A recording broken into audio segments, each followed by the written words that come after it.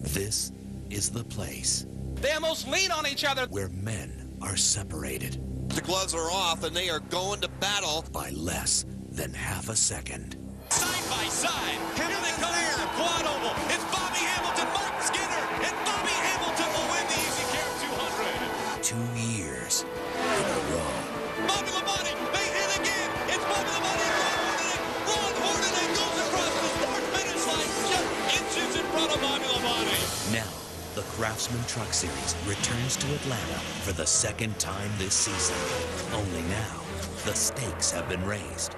Ted Musgrave, new points leader, is primed to capitalize off Dennis Setzer's Martinsville troubles. Oh, crash off turn 4. Big damage to the point leader. Setzer, dethroned after commanding the series since late June, now has to claw his way back with only 4 races remaining. One thing is certain. Another captivating show around the mile-and-a-half oval is due.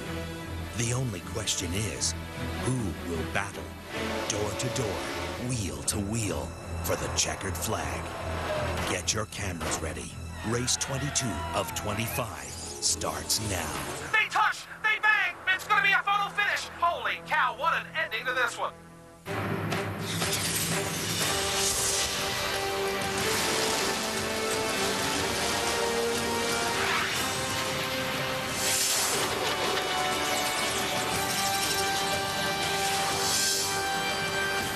After his 4th place finish last week, Ted Musgrave takes over the points lead.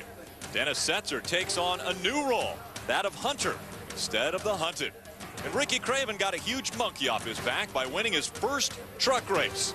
Our points race is tight, and the end of the season is coming fast. Fast is the best descriptor for Atlanta Motor Speedway.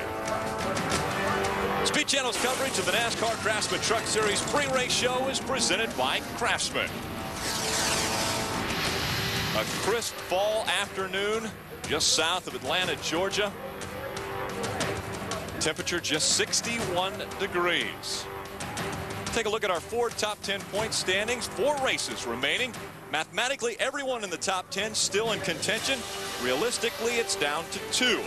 2 is the number of positions Ricky Craven moved up to break back into the top 10. Let's look back at last week's short track race. Ricky Craven, Todd Cleaver were 2 of the guys. Actually, there's a few guys that stayed out here that had pitted earlier. I don't know what strategy Craven's playing right now. Is he planning on staying out the rest of the way? He pitted on lap number 54. Last year, Jamie McMurray won this race. You know when he pitted? No. Lap 45. Down the backstretch, Ricky Craven has put 10 truck lengths between himself and second place Todd Cleaver. As he comes out of turn 4, the checkered flag will fly. The Kroger 200 goes to Ricky Craven. Wow, that's a great story, man. I'm so happy for Ricky Craven. Nice job, Ricky Craven, nice job. I really appreciate you never giving up. This is what I wanted to do. I was looking to have some fun again, and today I had some fun. Let me promise you something. Everybody in the booth said you had horrible strategy today. I think you proved us all wrong. Ricky Craven is just starting his pre-race ceremonies. That win at Martinsville pushed Roush Racing above Ultra Motorsports, putting them at the top of the list for the most wins in the Truck Series.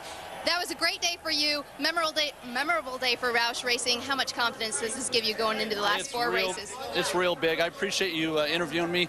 I'm going to try and back it up, but real proud of the team. And he does have pre-race interviews, and Jack Sprague says hello as well. Let's go check in with Ray, who might not be so rushed there in the pre-race ceremonies. No problem, Wendy. We got lots of time, and I want to introduce you to Todd Cleaver. Folks, if you don't know this guy, up-and-comer in the Roush Racing organization, no doubt about it. But no win yet so far in 2005. Is today the day to make it? Well, it's about as good a day as any. This is a home office of World Financial Group, one of my sponsors, and we got Show Rotelli in the truck today. We're going to win one soon. I just got to quit worrying about it. I put a lot of pressure on myself the last 6 weeks or so to win, and it hasn't happened yet, and I can't force it. It's going to happen soon enough, and I'm just going to relax and have fun and go racing, and we'll get one of these before the end of the year and take home my Ray Bestest Rookie of the Year title. I think that will be the key, no doubt about it. But 3 times this year you finished second, including last week to your teammate Ricky Craven's. Got to work on the old noggin a little bit. Yeah, you know, I mean, it's not that we haven't run well enough to win a race. We have, you know, we just, for whatever reason, Haven't pulled it off yet, but it's going to come, man. And the more I stress out about it, the harder it's going to be and the harder it's going to be to get it. So we're just going to relax, have fun, and you know, go back to racing like we know how to do. Okay, go get him today. That's Todd Cleaver, and this team has been very good on the mile-and-a-half tracks. Wendy? Thanks, Ray. A little bit more time with Bill Lester. He makes his 100th career start today, and he starts 7th on the grid. This is going to be a great day for you, memorable, because you live right here in Atlanta. That's right. It's hot Atlanta. It's my hometown. You know, I hope to think we're going to be able to represent here strong for this track. Looking forward to it. The Waste Management Tundra is very strong, especially in race trim, so I'm expecting big things. We know these Toyotas are strong at these mile-and-a-half tracks. How have you been in practice this weekend? Very good. I mean, we haven't really made very many adjustments from the time we unloaded it. So, you know, Doug Wolcott and the guys have really worked hard at the shop, and I think we're going to pay dividends here in a minute. Bill Lester looks to add his name to the 15th different winner this season. Ray?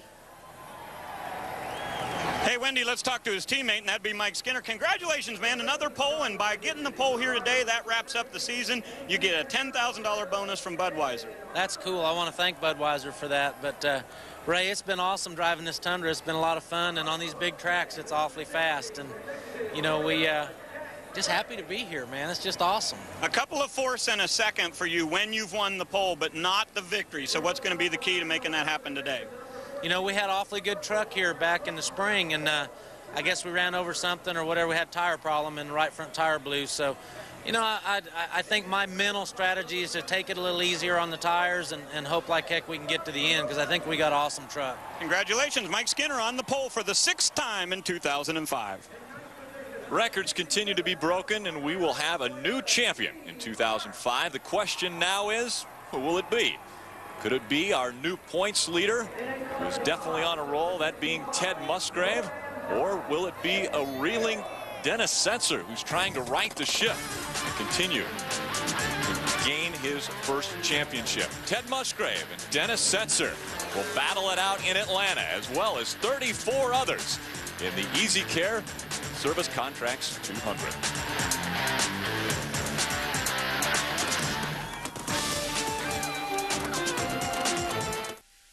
Speed Channel's coverage of the NASCAR Craftsman Truck Series pre-race show is brought to you by Craftsman, celebrating 10 years tough of the NASCAR Craftsman Truck Series. Unfortunately, Dennis Setzer lost the points lead. Do you have any ill will towards Ted Musgrave and the beating and banging that went on? No, that's just standard Martinsville. We was kind of in his way at that time. We were on some older tires. We were fixing to tune our Silverado up, but unfortunately, just a tough day for us all around. These guys, they do a great job. They've got us a good Silverado unloaded here, qualified 6th, and if this thing races as good as it did in the spring, we'll be okay. Now, we know you as a short track king, but you've been dominant on the mile-and-a-half tracks. How does that give you momentum going in today's race? We're pretty excited. You know, this is a wide open mile-and-a-half track, so fast. Qualifying's for sure wide open for everyone in the field today, and you know, we'll just see how long you can stay on the mat here in the race. That's going to tell the story right now. Dennis Setzer now finds himself chasing the championship leader, Ted Musgrave. Well, Ted Musgrave has had a great season, back in the point lead right now, but we've had 6 races so far this year on a mile-and-a-half, and no victories for you yet, but you got a great starting position today. Can you win this race today? I believe we got a shot at it, Ray. You know, like I say, qualifying effort was way better than we've always had.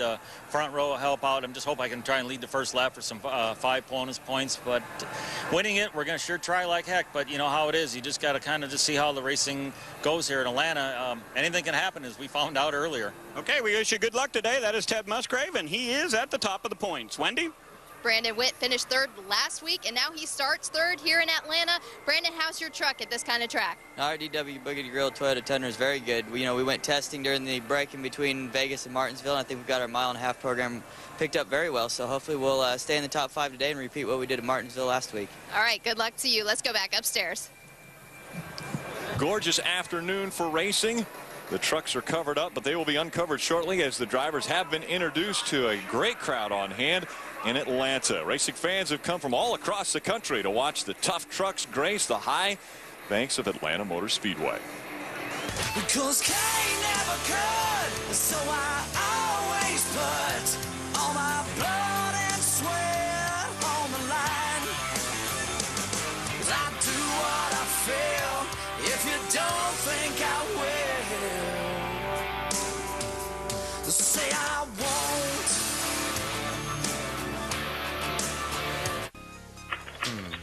Let's see. Likes Vegas, mob movies, prime rib. No. Gotta do that. Off-season musicals, fruity drinks, tailgating, playing, eating, happy hour. Oh, man. A perfect date. Weekday mornings with Mayhem in the AM. Competitors and our fans today, thank you for the sunshine. In Jesus' name, amen. That was Bill Brannon, our chaplain here at Atlanta Motor Speedway. And now, ladies and gentlemen, please welcome from Mercury Nashville Records, Julie Roberts, as she performs today's national anthem.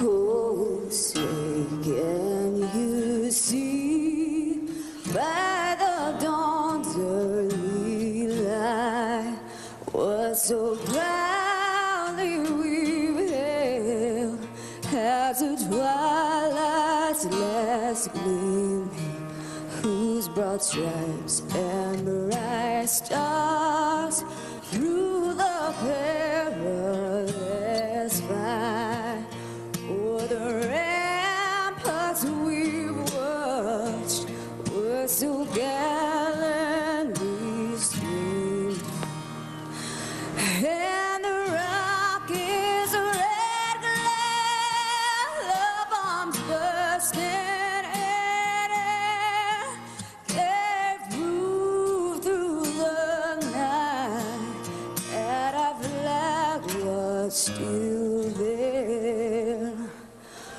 Oh, say does that star-spangled banner yet wave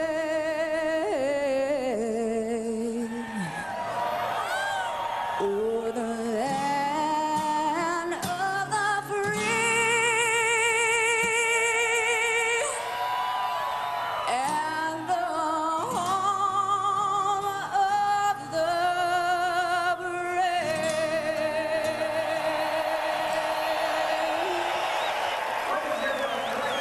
Pre-race ceremonies wrapping up. The drivers will be strapping into their trucks, and we'll be getting ready to race in Atlanta.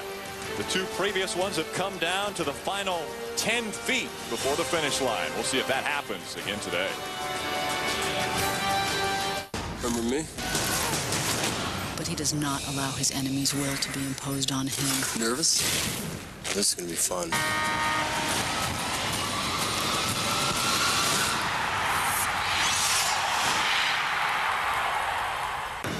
Welcome back to Hampton, Georgia. We're just south of Atlanta, but EasyCare Vehicle Services 200.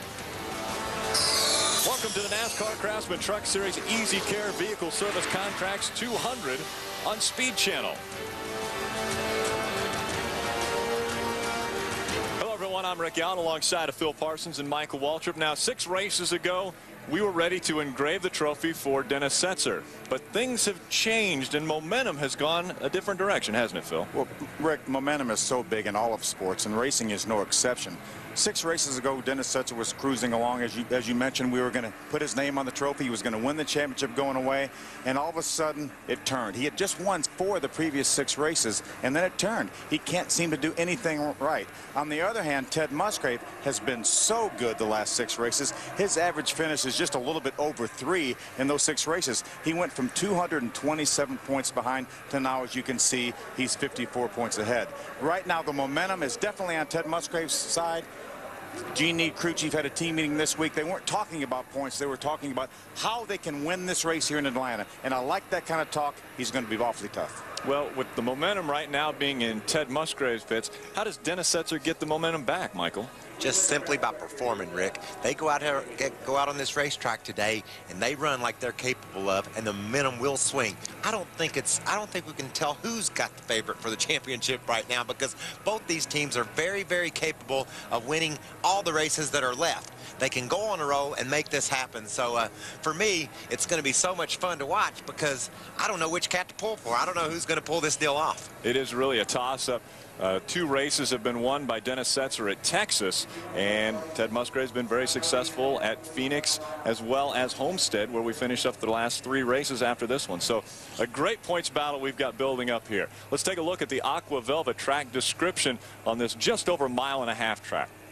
Michael, this is one of the best tracks on the circuit, any circuit. They can run from the very bottom of the racetrack to your groove up against the wall. The fans are going to freak out when they throw the green flag. They go to turn 1, it's going to look like there's oil on the track because these guys are going to scatter and go everywhere.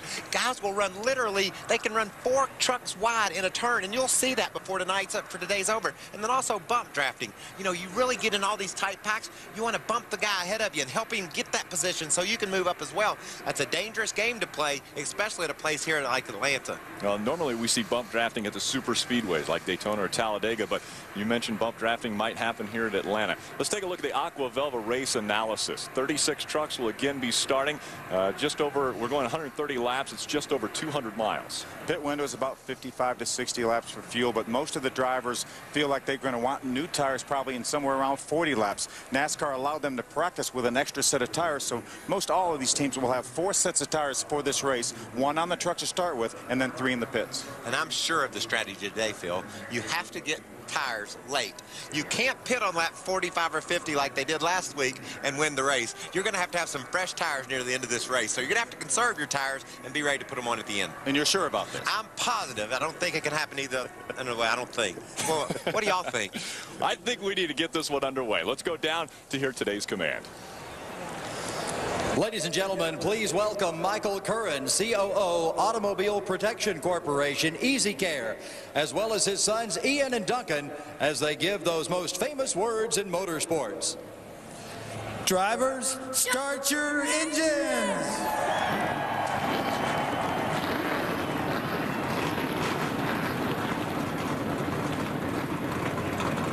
Engines are fired up. The drivers all strapped in.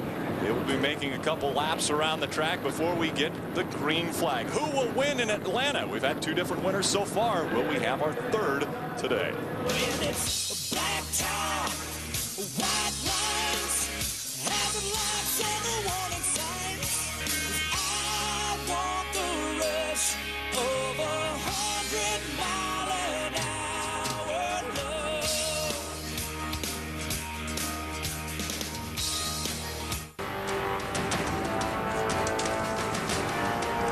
Engines are fired up. The officials still standing next to the trucks before they roll out onto the track. A rule that has been implemented prior to this race. Everyone has been talking about tires in NASCAR, and it has come to the truck series as well. They have to have 47 pounds in the right front tire, and not only when they start this race, but also when they put on new tires as well. That's exactly right. And a lot of the crew chiefs in the garage here said they thought that was going to hurt them because they had run less air than that. That's a handling tool that they will not have today.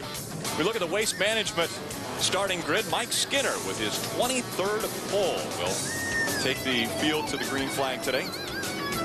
There's Bobby Labonte back in the 47 truck. Almost won this race. He's won in a cup race here 6 times, Michael. And he came so close in the spring to winning. You mentioned almost won. Ron Hornaday will start on the outside of row 8. He was the winner of that race that Bobby Labonte finished 8/1000ths of a second behind. Joey Miller going to make his 2nd career start in Darrell Waltrip's number 12 Toyota. There's Todd Bodine. Look for he and Jimmy Spencer with their experience at this place, Phil. This is a place a whole lot like Darlington. It's hard to stick to, and as your tires wear down, guys like Todd Bodine and Jimmy Spencer could come to the front. There's Eric Norris on inside of row number 12. He will make one of his infrequent starts. Always does a great job on that 07 truck. Bobby Hamilton won the first race here a year ago. Watch him skirt to the top on lap 1 and wind up in the top 10 on about lap 3. That's what he did here in the spring. It was amazing to watch him move through the field. 42 trucks tried to qualify for the 36th position. These are the 6 that are going home today. Got some great trucks. Unfortunately, not able to make the race here. Clay Rogers, who's had a great run at Loudon earlier this year, unfortunately not quick enough to make the field. You had talked about experience. We'll be riding along with Jimmy Spencer. He starts 22nd in his Team ASE Dodge. There's David Starr, the Spears Manufacturing Chevrolet. He starts 17th.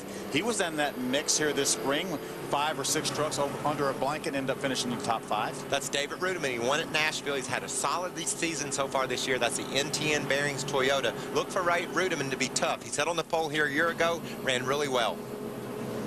Well, right along with Bobby Labonte, and talk about experience at Atlanta. This guy has had a lot of success. He's pretty much dominated as far as the Cup Series goes in recent years.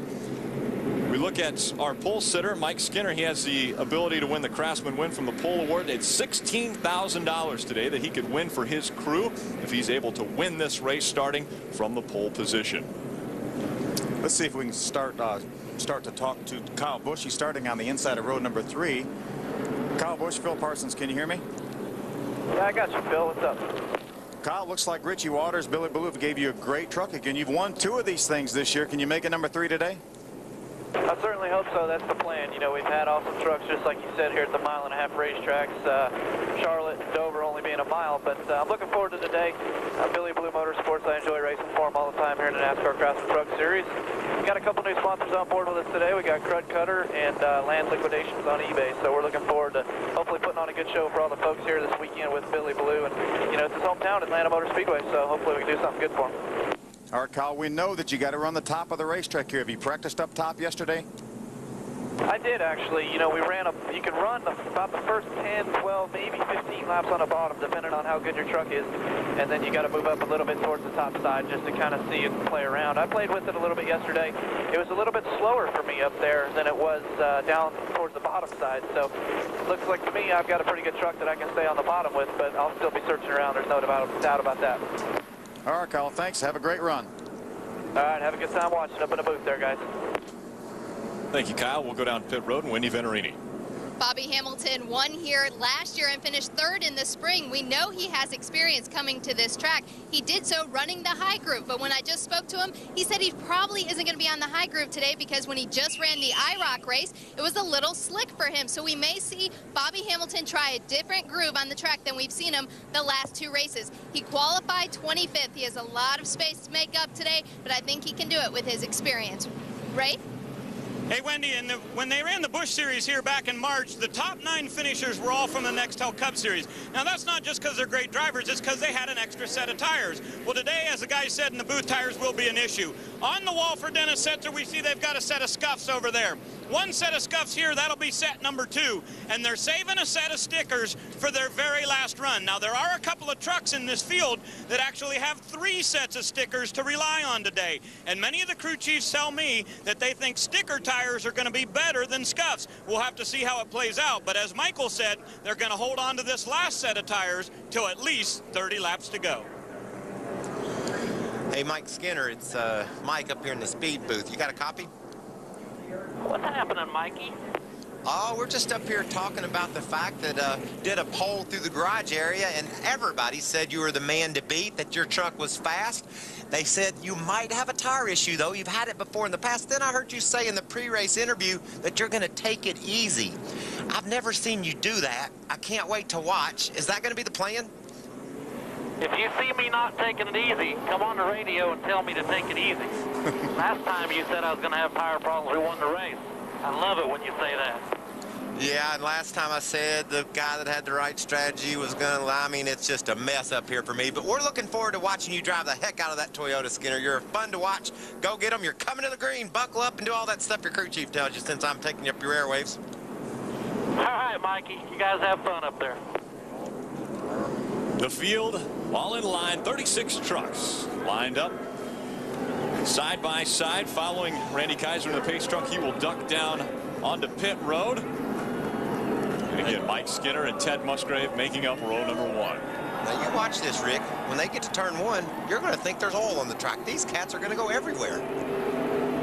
Fans all on their feet. The green flag flies. We're underway.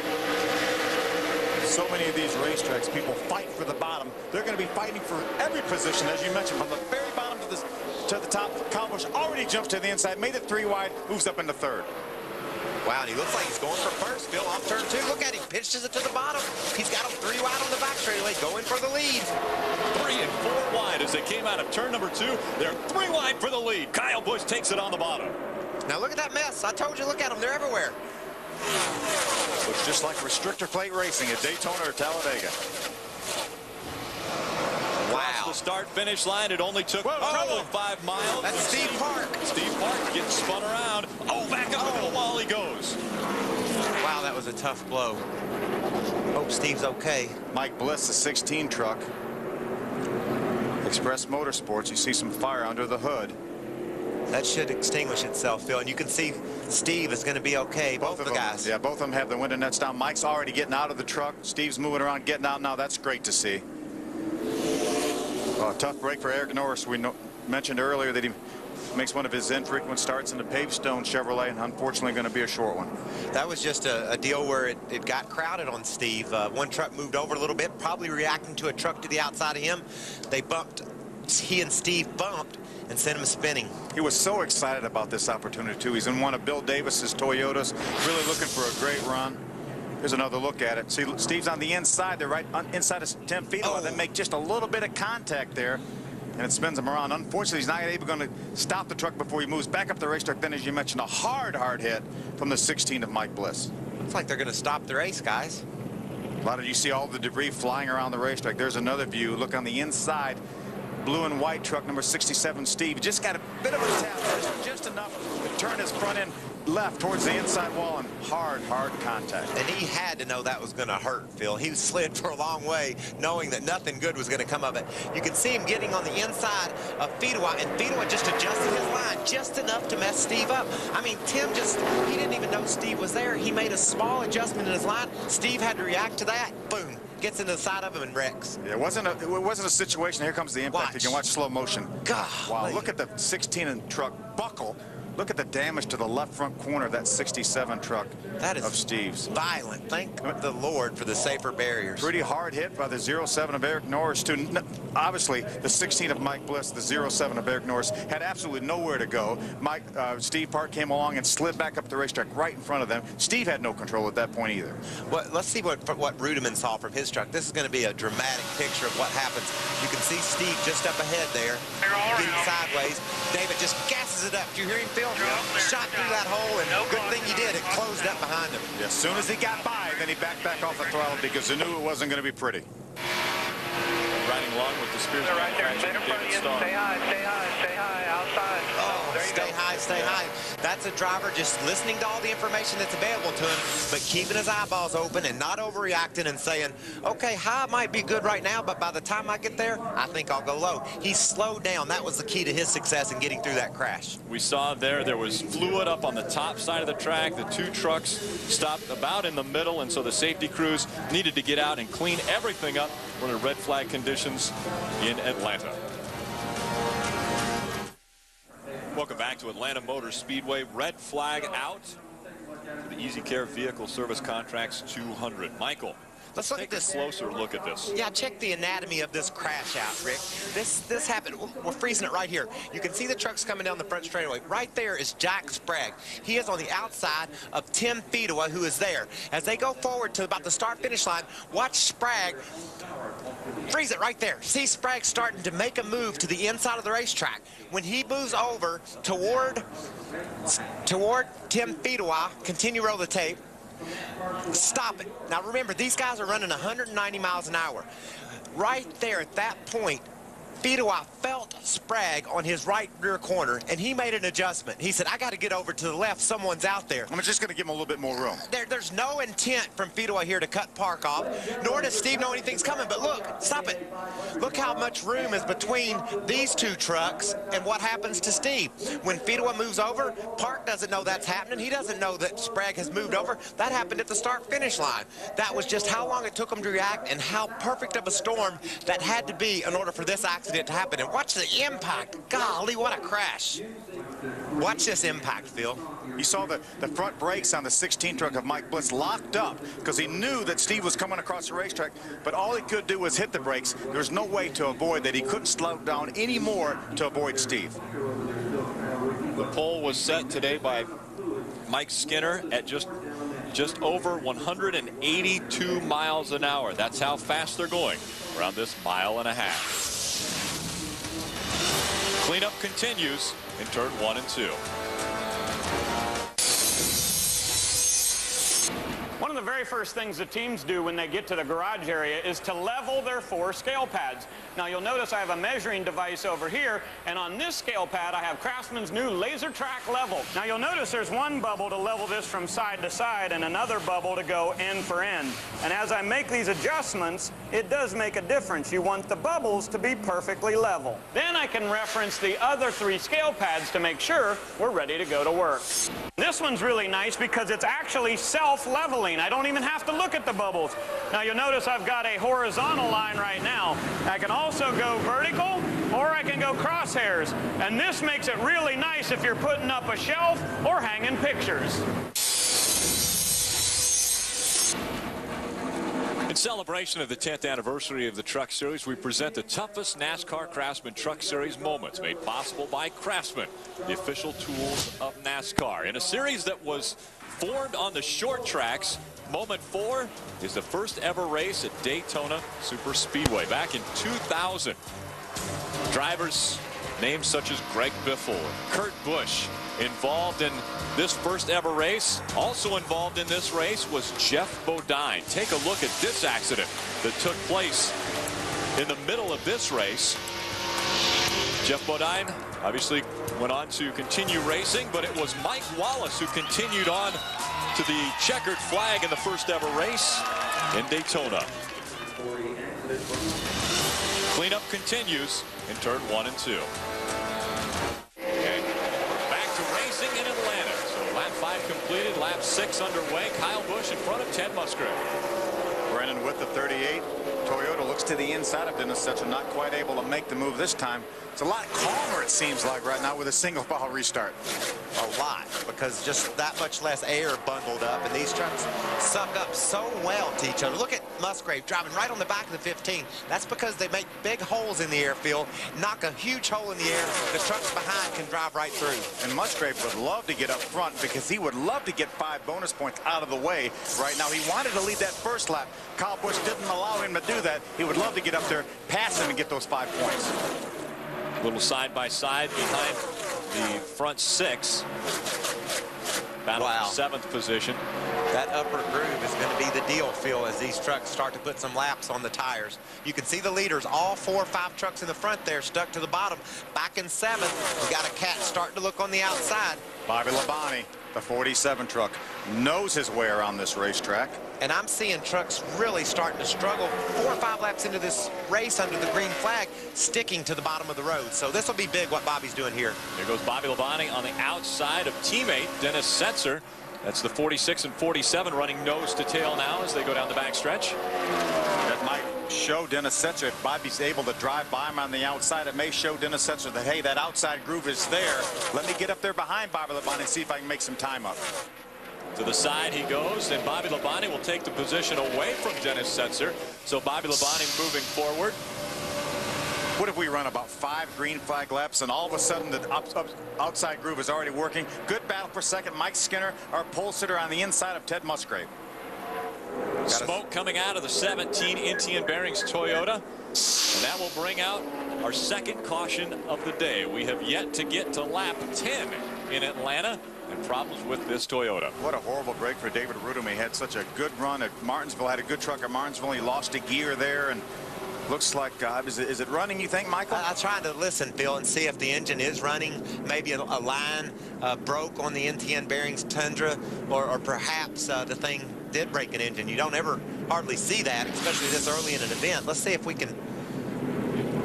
It looks like that reminds you of maybe an oil line that has broken, but it's possible it blew up. Oil getting on the header. Oil was coming out on the left side of that truck. Going to ride along with Jimmy Spencer. He's going to get a windshield full of smoke here in just a minute. You see Jimmy jump on the throttle just as soon as that happens. Wise move by Jimmy. You can see the experience there. He just chilled. He saw what was happening, rolled up to the top of the racetrack, and slowed down.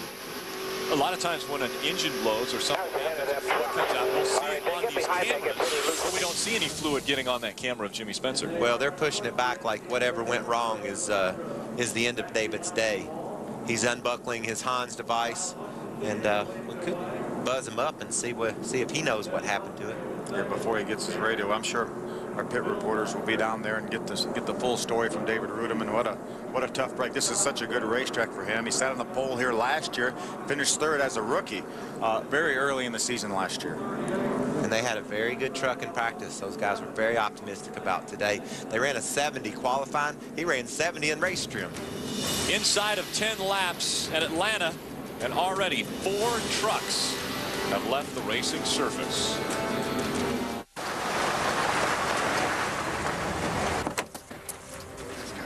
Jeez, that's a big truck. What's with you and these pancakes? Hey, bro.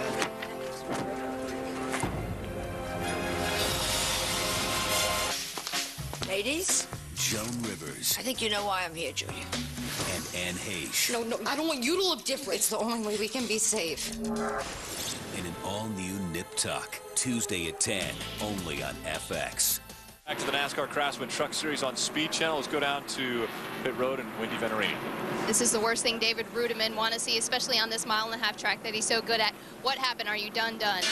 Yeah, you know, something broke in the motor there, and I can't say anything negative about Toyota. I mean, we've been doing this 2 years, and this is only the second one I broke. So they give us great horsepower all the time, and when we go to Texas, I know we'll have a good one. It's just disappointing for NT and bearings, and I mean, these mechanical failures have just taken us way out of contention, and pretty disappointing.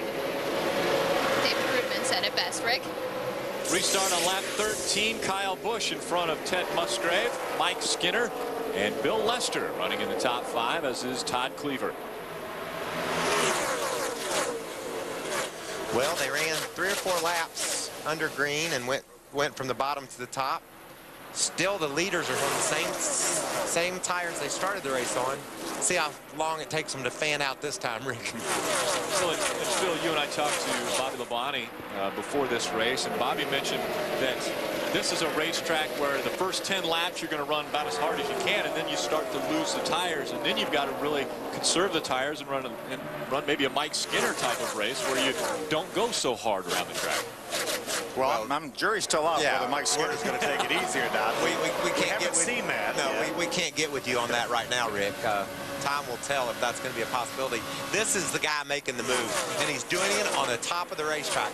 And do you remember a year ago how he spun because he's up on the top of the racetrack, but then he got back to the top and drove to the front, and now he's picking right up where he left off in the spring. A very, very fast Toyota, number 22, Bill Lester on the inside. Bobby drives right by him on the outside. He is the first driver of the trucks running up front to get up to the top of the racetrack and make some ground up. Now Todd Cleaver just behind the 22 of Bill Lester, and that is a battle for the 6th position, 5th and 6th position. 3 wide battler right there for just a moment. Brendan Witt, the 38, was on the inside. There's Todd Bodine, the 30 truck. Looks like Dennis Setzer on the outside, the 46 Chevy Silverado, side by side with the 30 of Todd Bodine. As these tires go off, Phil, you want to be side by side less and less. You'll see 2 wide because you have to, and you'll see very little 3 wide unless somebody gets sideways or someone messes up, because there's just not enough grip to put your truck in that position like we saw at the start of the race. You put those 4 tires on a pretty abrasive racetrack like this, and you're going to see some guys get awfully brave there. Here goes Mike Skinner, who's taking it easy, trying to take second on Ted Musgrave. And I guarantee you he's pleading his case to his crew. Now listen, guys, I'm running 80%. I'm really taking it easy. I just needed to get me some fresh air into my grill. That's how he justified this pass. Let's see what he says when he gets to the leader. But Michael, he could be, if he is saying something like that, he could be telling the truth, because Mike Skinner in practice was amazing compared to the rest of this field. He was running so much better than the rest of this field. He may be running 80% and still passing most of them. Well, if he's running 80% and he takes the lead, then his crew would probably rather him be running 75 and taking care of those tires, at least until the first caution, you know, just till they get to then. They could then look over their tires and say, okay, Mike, you can crank it up a few more percentage points, but you got to get to that first pit stop. That's why it would be a green flag stop. We see a lot of green flag racing here at Atlanta. Michael, did you see that 04 Bailey's Dodge right up there on the top of the racetrack? Remember, he pitted after the red flag, and he's already well back into the top 20, almost into the top 10. He's 12th position right now. Well, almost his ears. He is in the top 10 now. Drives around 2 of them on the outside. How's he doing, Wendy? Bobby Hamilton did come in, as we documented on that last 3, and put on stickers. That's all Danny Rollins has on pit wall is sticker tires for Bobby Hamilton. The tires look good. They did not flat spot him, but they did fix the balance on that car, on that truck, because he did run over something during that caution. So they fixed the balance, and they're going to glue up that set of tires and use them later in the race. The battle for the lead. The top spot, Mike Skinner, who supposedly was going to take it easy early on in this race, is now challenging Kyle Busch for the lead. Now, Michael, when you talked to Mike Skinner, did you not say, liar, liar, pants on fire? That's exactly what I said, and then he told me to call him up and tell him to slow down if I think he's going so fast. So if I see much more, Phil, I'm going to be on the radio saying, Mike, we had a deal. Lead a lap, and then I'll let him go. Oh, did you hear that? Strategy. Yeah, he wants to lead a lap and then let him go. There's Jimmy Spencer right there. He made an unscheduled pit stop a couple moments ago. Put on some fresh tires. We'll find out here momentarily exactly what happened. Ray, what's going on with Mike Skinner? Well, guys, the problem is his Toyota gets a little aero tight when he tucks up right on the bumper there of the number 15, and he said that right from the start here. It's real hard for him to get to the bottom of the racetrack when he's tucked up in tight there, so he's hoping that Kyle Busch makes some sort of a mistake there so that he can get some line. But you notice now Skinner normally drops back off about 3 truck lengths so that he's got a good handle. Wendy? Jimmy Spencer called in to Dan Gloss, his crew chief, thinking he had a flat tire. Dan Gloss is checking out all 4 tires right now. He cannot find anything wrong at this point. We'll update you if they do find out they had a flat tire. You know, Michael and Rick, the beauty about this racetrack is that Mike Skinner gets aero tight when he's right behind Kyle Busch. Well, he doesn't have to go right behind Kyle Busch because he's got about 60 feet here at his disposal that he can drive. If Kyle Busch stays on the bottom of the racetrack, Mike Skinner can go to the middle. He can go to the top or vice versa. So this is the kind of racetrack you don't have to do what the other guy does. But we've seen Skinner every visit to Atlanta be the best truck dead on the bottom of the racetrack. We hadn't seen him make all these big runs up top like we watched Bobby Hamilton and Bobby Labonte do. He likes the bottom of the racetrack. You know, he's been very good before in the Cup Series. He drove that 31 as you see him take the lead over the 15 of Kyle Busch. That 31 Richard Childress car one time, he had an awfully good chance to win the race. Unfortunately, did not quite get it done, but he's always run extremely well. He's won a Busch race here back in 1999. This is going to be the telltale. He said he's just going to get him some points, get him 5 points, and let him go. We'll see if that takes place. Todd Bodine in that number 30 and the 47 of Bobby Labonte battling for the 4th position. Todd Bodine started 13th, has moved up and battled into 4th since our lap 13 restart. We're getting a report that Jimmy Spencer's crew were not able to find any flat tires, so Jimmy obviously felt something. Unfortunately, was not a flat tire. It's going to really put him at a big deficit. He's now being shown 1 lap down. And danger of going 2 laps down, then that's the real death sentence, Phil, because that takes the free pass out of the question for a while. That clean air must be pretty good for Mike Skinner because he hasn't looked as though he's going to relinquish the top spot to Kyle Busch. Welcome back to the EasyCare Vehicle Service Contracts 200 on Speed Channel. Mike Skinner continues to hold the top spot, has not relinquished that back to Kyle Busch as he said he was going to. He just wanted to get out in front and lead a lap, and then he said he was going to give it back. He obviously changed his mind. It feels so good, Rick. Golly, it feels good to be in front of a race. We were running over there at Charlotte, and tire problems galore, and we were out in front. I thought, I don't care. Let it flow. I got to lead. Race car drivers want to be first. There's a battle for 5th. That's Bobby Labonte and Todd Cleaver. Cleaver on the inside. As they go across the start-finish line, it's Todd Cleaver getting the nod as far as moving ahead.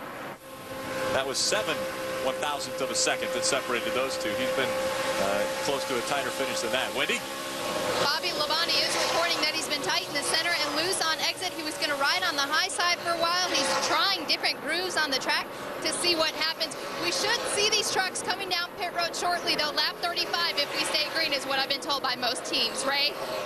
Hey, Wendy, you see Todd Cleaver's Rotella T shell truck there. This is a brand new chassis, and they tested this truck, but it's the first time that they've run it. It's chassis number 44, and Cleaver said he really felt like it was a good truck on the bottom, and you see that's where he's been running. Labonte to the high side, but that 50 is able to hold right down to the bottom line, and that's the quick way around Atlanta Motor Speedway.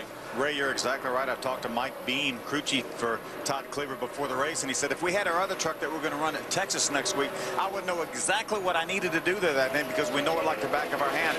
We're really not sure what exactly to do to this truck because it's brand new, different for us, but we're going to make some changes. We're going to try to do what we can do, and obviously they have a pretty good piece right now. We saw Kyle Busch, though, take the lead back from Mike Skinner.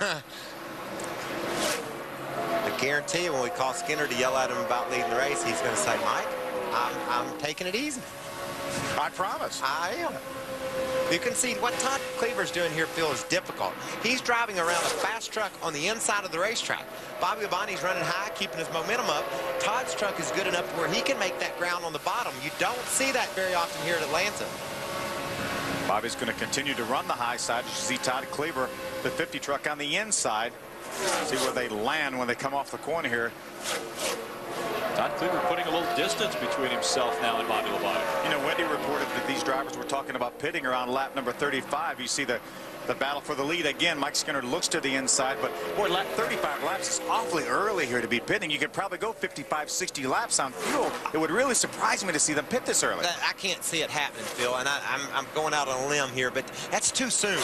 You know, guys are going to say, you know, if I pit, somebody will stay out and get me a lap down. I got to go further than that, and it's going to be a tough call, but what I would think is if I've got a truck balance like these leaders do, I'm thinking maybe I'm not using my tires that hard, and I've got the confidence just to ride along until somebody else has a tire problem. That's what you're thinking. You know, that's your hope, is somebody has a tire problem before you do.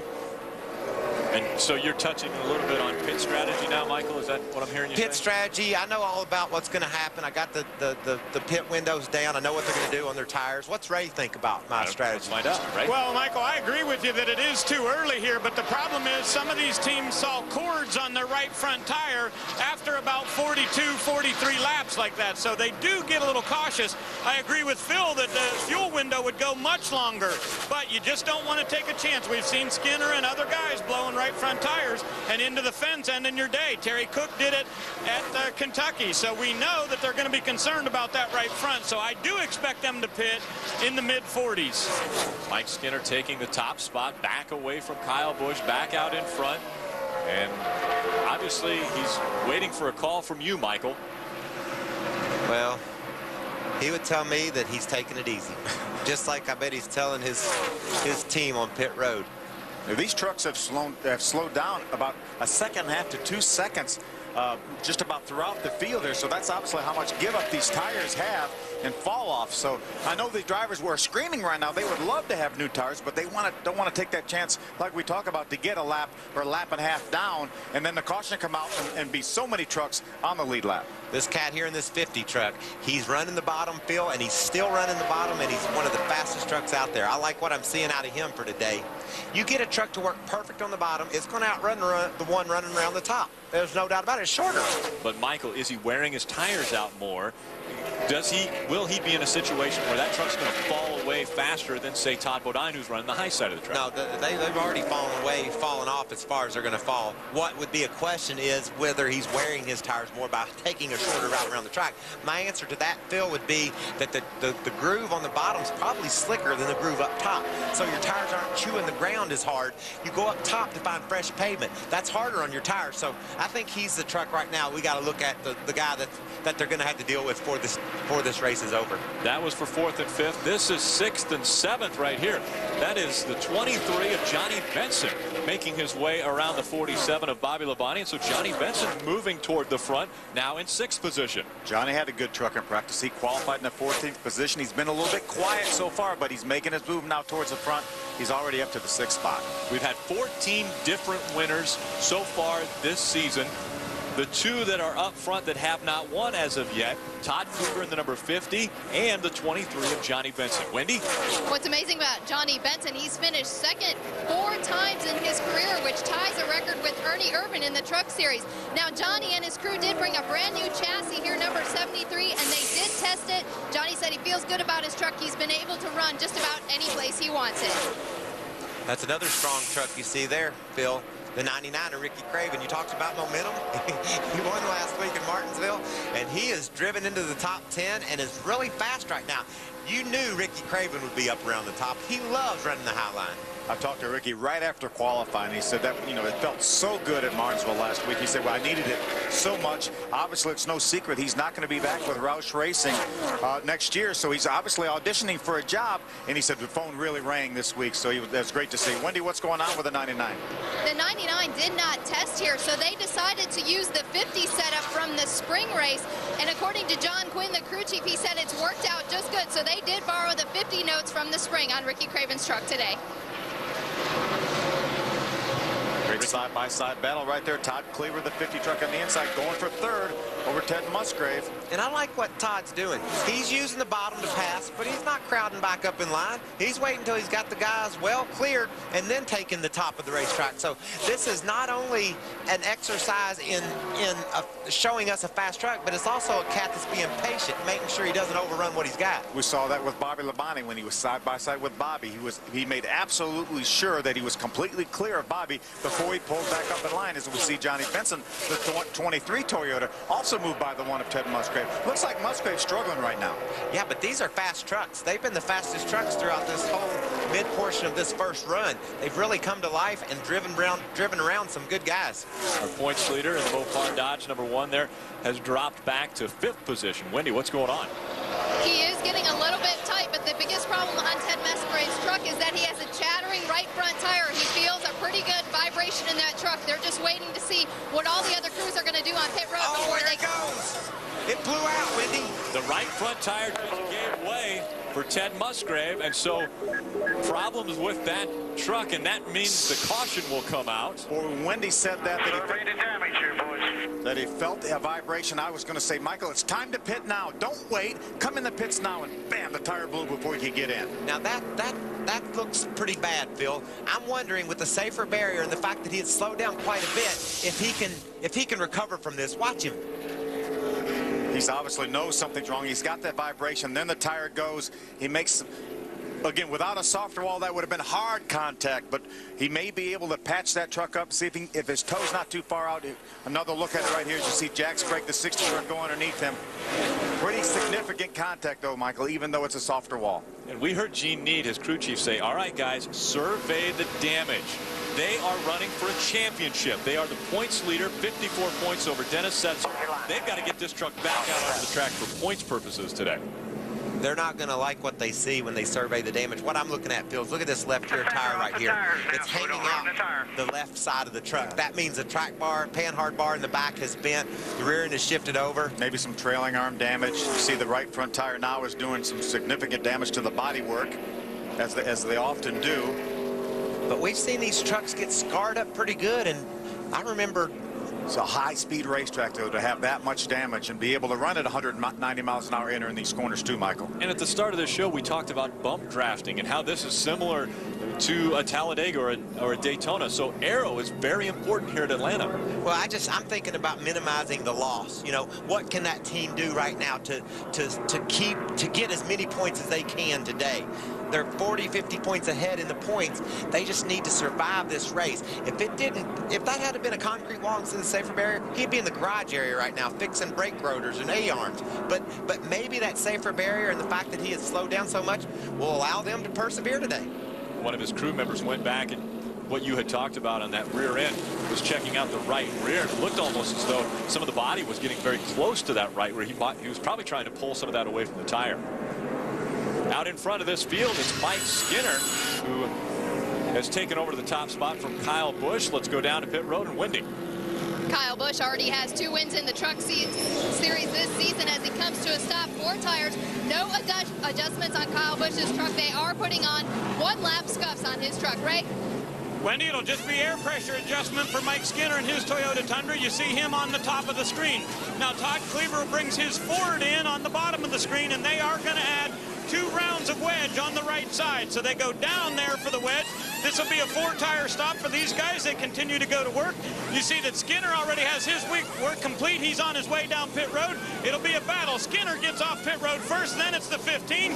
Cleaver with a little bit of a hang-up. He'll roll off pit road about 7. Tough pit stop for Todd Cleaver, losing positions. Came in 3rd position. Oh! I'm sorry. That's all right.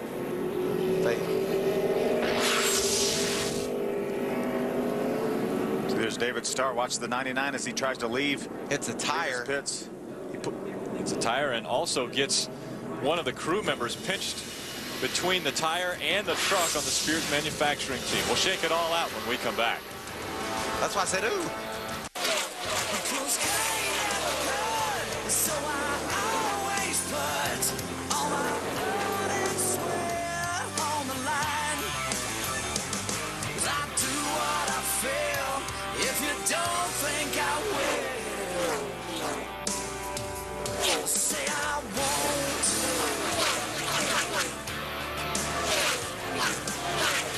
Drama continues in Atlanta. On lap 2, the big wreck with Steve Park and the 16 of Mike Bliss.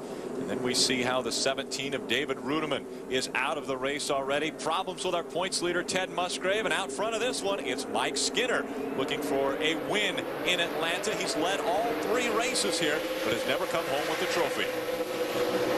Kyle Busch came out in second position off this pit stop here.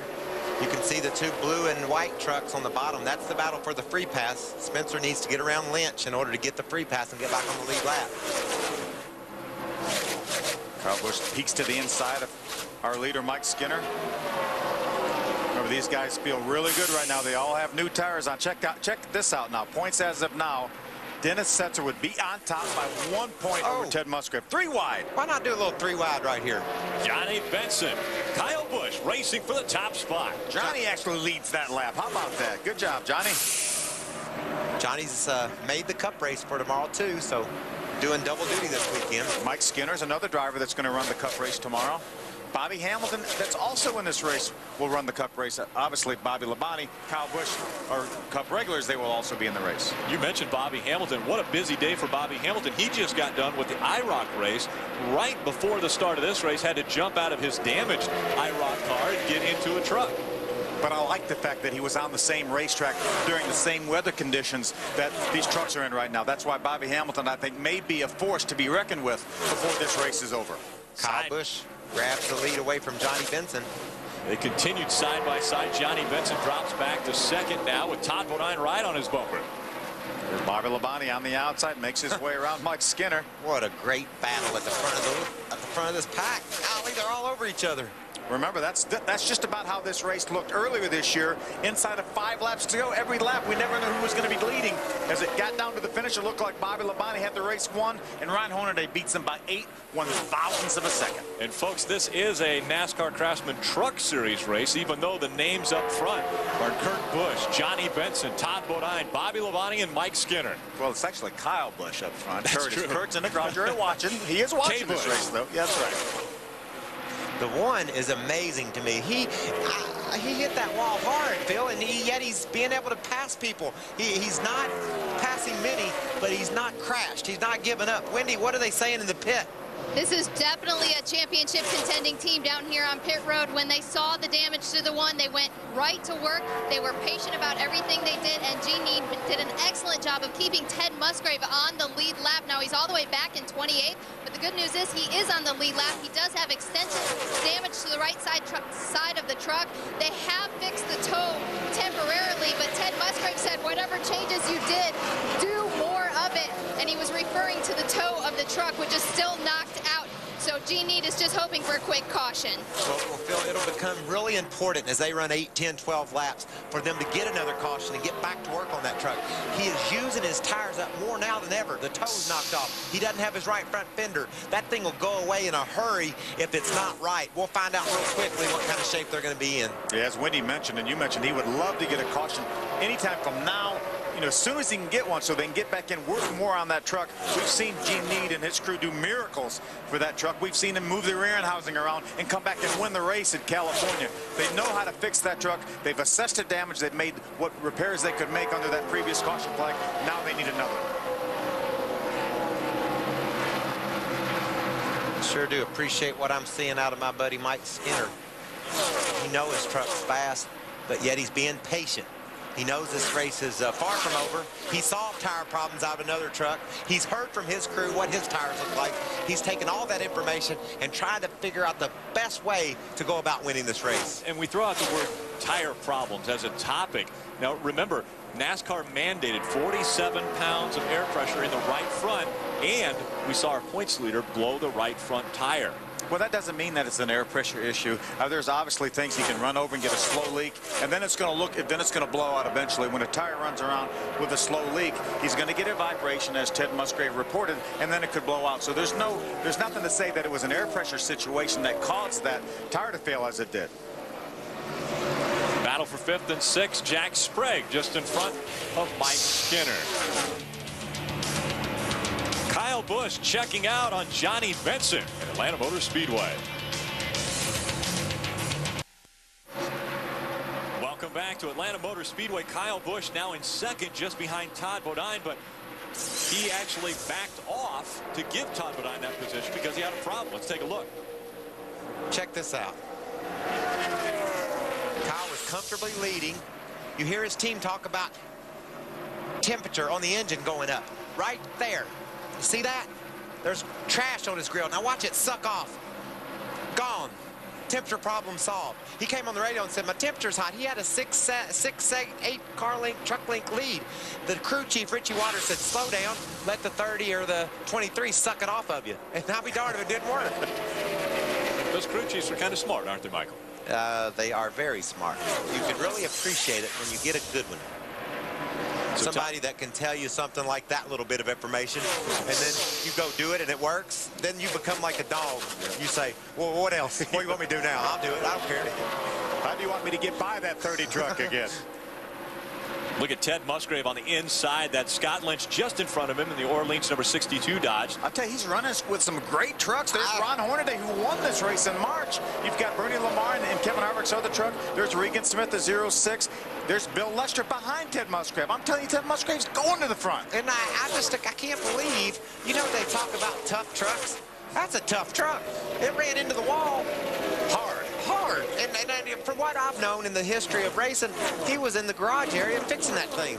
But because of the safer barrier and because he got it slowed down a little bit, as we go to a battle for the lead, look at him sideways up in that thing. He's biting that steering wheel. We've seen that before. The trunk on the inside loses some air, gets a little bit loose.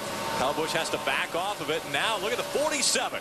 About to go by the 15 of Kyle Busch, and so Bobby Labonte moves to 2nd just behind Todd Bodine. See, Kyle drove in the bottom of the racetrack that time in that corner, was not able to keep it down. They slid right up in front of the 23 of Johnny Benson. That slowed Johnny down enough to allow the 60 Toyota of Jack Sprague to get beside him. These guys are all over it. So Todd Bodine takes over the top spot from Kyle Busch. When Kyle Busch has problems, has to back off because he has debris on the front grille, and we see Ted Musgrave back in front in the point standings of Dennis Setzer by 14. Again, that debris causing Kyle Busch to give up the top spot. Ray? Hey, Rick, I think it was interesting that you guys noticed that the crew chief had seen that, but you have to be able to see it in order to make that call. Remember, in the spring here, Todd Cleaver actually got a clear piece of tear off the windshield on the front of his truck, and he overheated the engine, and he blew up the engine, didn't even know it was there. So whenever it's something you can visually see, that helps a lot. And then looked like a piece of a tear-off that was on the front of that truck of Kyle Busch's as well. Look at those guys battling for the lead. Todd drove up and cut Bobby off, so Bobby thinks he's going to heat up that rear bumper a little bit as they go down the back straightaway. Bobby's running the high line. Todd's kind of tucked in the middle. There's Bobby Labonte looking on the high side of Todd Bodine as they come out of turn 4. Jack Sprague looking up underneath Kyle Busch with Johnny lurking. Brandon Witt, another strong run, and there's that Ricky Craven dude. There's Jack Sprague, the 60 truck right there, the silver and black number 60 Toyota. Jack Sprague, he is so good in this truck series, so good at every racetrack, and this has probably, throughout his career, been his nemesis. He's only had one top 10 finish at this racetrack in all the divisions that he's raced, Cup, Busch, and trucks, and that was an 8th earlier this year in the number 16 truck. He's got a great run going this time, though. This front is just tightening up. They're squeezing together, Phil, from Todd back to Craven in 7th. It's less than 2 seconds. We want to Again, we mentioned earlier about Ted Musgrave blowing the right front tire. They were mandated. They had to have 47 pounds on the right front. NASCAR mandated that. Now, Wendy, has there been any crew chiefs making any calls as far as if that wear is a little bit extensive since this first break? The only truck that looked like they were having bad tire wear, the right front cords were showing, was our leader, Todd Bodine. He was the only truck on pit road that had issues with their tires. I checked in with the remainder of the trucks running up front. The rest of them were pretty neutral and had no issues except Todd Bodine. Now, is that why Todd Bodine is running on the high side of the track now? He's just trying to drive that truck to keep it in the lead.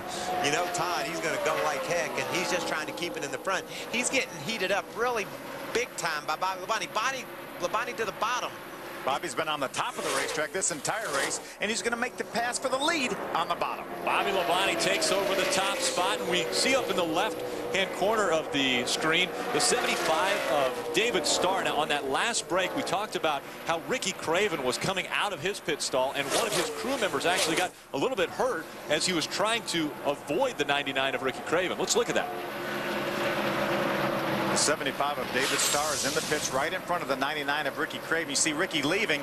There was a tire sitting there, and the tire was forced up underneath the 75 truck, and it took the catch can man's leg with him. You see him right there trying to dragging his leg. He's obviously treating it a little bit gingerly.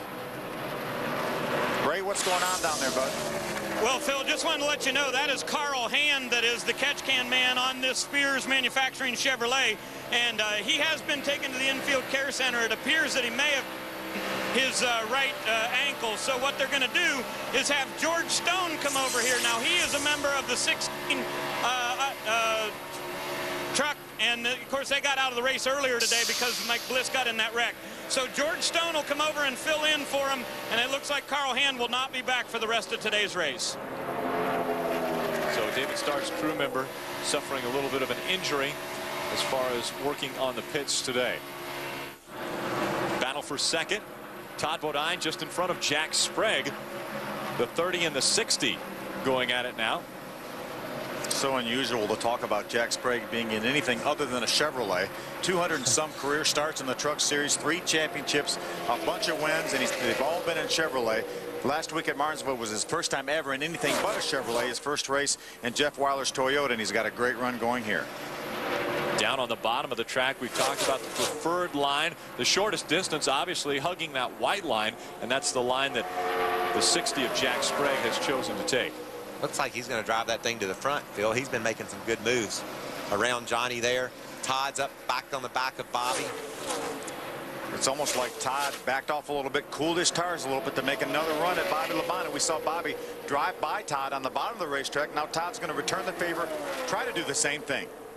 We're getting on up there to about the same amount of green flag laps, Phil, that we had on these trucks when Musgrave blew that tire. So now these teams on pit road, their minds are churning. They're saying, what do we do? This is about how many laps Ted blew his tire. They know how their tires look. We could see pit stops in the next 5 to 10 laps. I'm sure these crew chiefs are alerting their drivers, hey, let us know if you feel the slightest vibration. Whoa, a little bit tight right there between the 30 of Todd Bodine, the 60 of Jack Sprague. Jack takes over the second spot, right behind Bobby Labonte. That's the top 4. That time by, they were separated by less than 0.3 of a second. And again, the top 4 trucks separated by that amount of distance. Look at Jack Sprague wants that lead. He wants it so bad. He wants to win more races this year. He felt like when he got with his team and Tony Furr, the crew chief, who he has a relationship with, he says, I think we can win races before the end of the year. Well, and we've seen him drive straight to the front. Jack always has speed. He's always fast. Been some problems this year getting to the finish, but today he's definitely looks like he's got the truck to beat at this point. Jack Sprague on the bottom of the track, Bobby Labonte on the high side. That's a battle for the top spot as they go down the backstretch. They can't make up their mind. One of them likes the low line, one of them likes the high line, and they come out side by side, and there it goes. Look at that run on Jack. Good run through the center of the corner. Let's see if he can keep that momentum. If he pulls up in front of Bobby, he does. He gets the lead. Takes the pass, and so Jack Sprague becomes the 7th different truck to lead this race.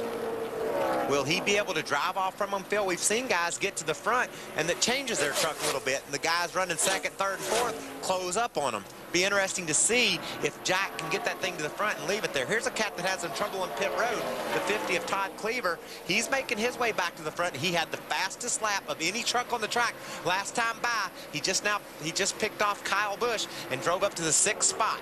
Yeah, Ricky Craven, meanwhile, his teammate has taken over the 5th position. This is 2nd, 3rd, and 4th. Wow. Bobby Labonte, Todd Bodine, and Johnny Benson. There goes JB on the inside. He'll take over 2nd. One of these guys is going to try the bottom. If 2 of them go to the top, the other one's going to the bottom. And in the meantime, you don't see the 60 truck of Jack Sprague in that shot. He is driven away in a hurry.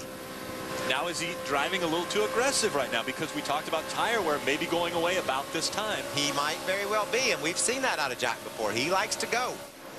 I'm telling you, there you see the big lead right there. There's Jack Sprague. I think if I was Jack Sprague, I would back off just to keep those guys behind me. Yeah, he's outrun him a half a second that lap. That's not necessary right now, Phil.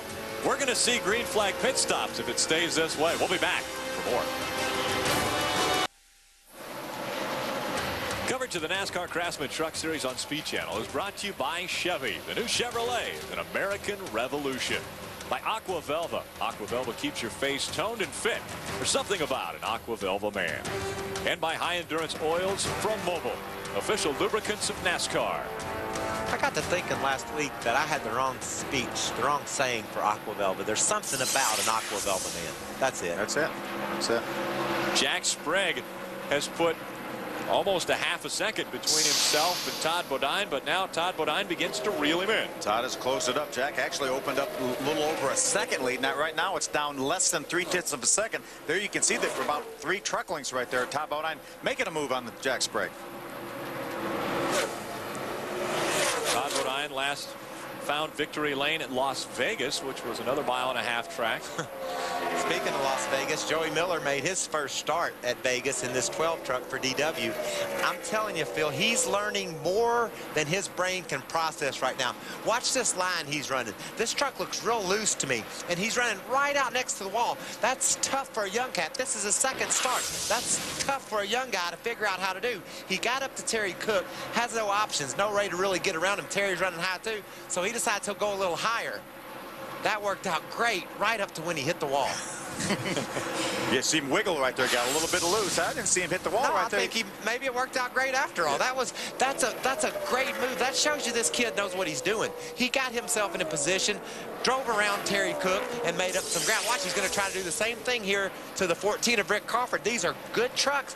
This young guy passing, showing that he's got the skill it takes to be competitive. And as you mentioned, Michael, for a young guy like Joey Miller, who doesn't have that much experience, to run that high line, and you're entering the corner here at 180 or 85 miles an hour, and you drive it right up to the wall, it's incredible that he's able to do that this early. Some guys don't get this for a year or two. Or forever, maybe. Right. It takes a little bit of a special commitment to figure out how to do that, because you know the consequences, you slip an inch and you're into the wall. We talked about momentum at the start of the show, how Ted Musgrave had momentum. Well, somebody who has the most momentum so far as winning is Ricky Craven, and now he's moved up to 4th position.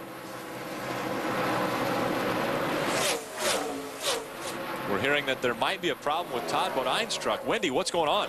A vibration on the 30 truck has been reported by Todd Bodine. Remember, we checked out his right front tires.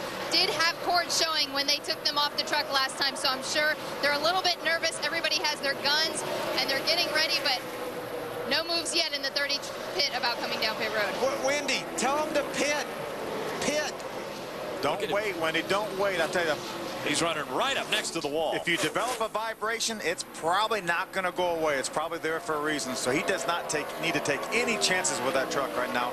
I think Todd Bodine needs to bring it to pit road, Michael. These guys are playing a little bit of Russian roulette right here, Phil. They're all hoping that it's the other guy that blows a tire, and that's what's the right strategy. Do it, Mike. It's bad. Wendy.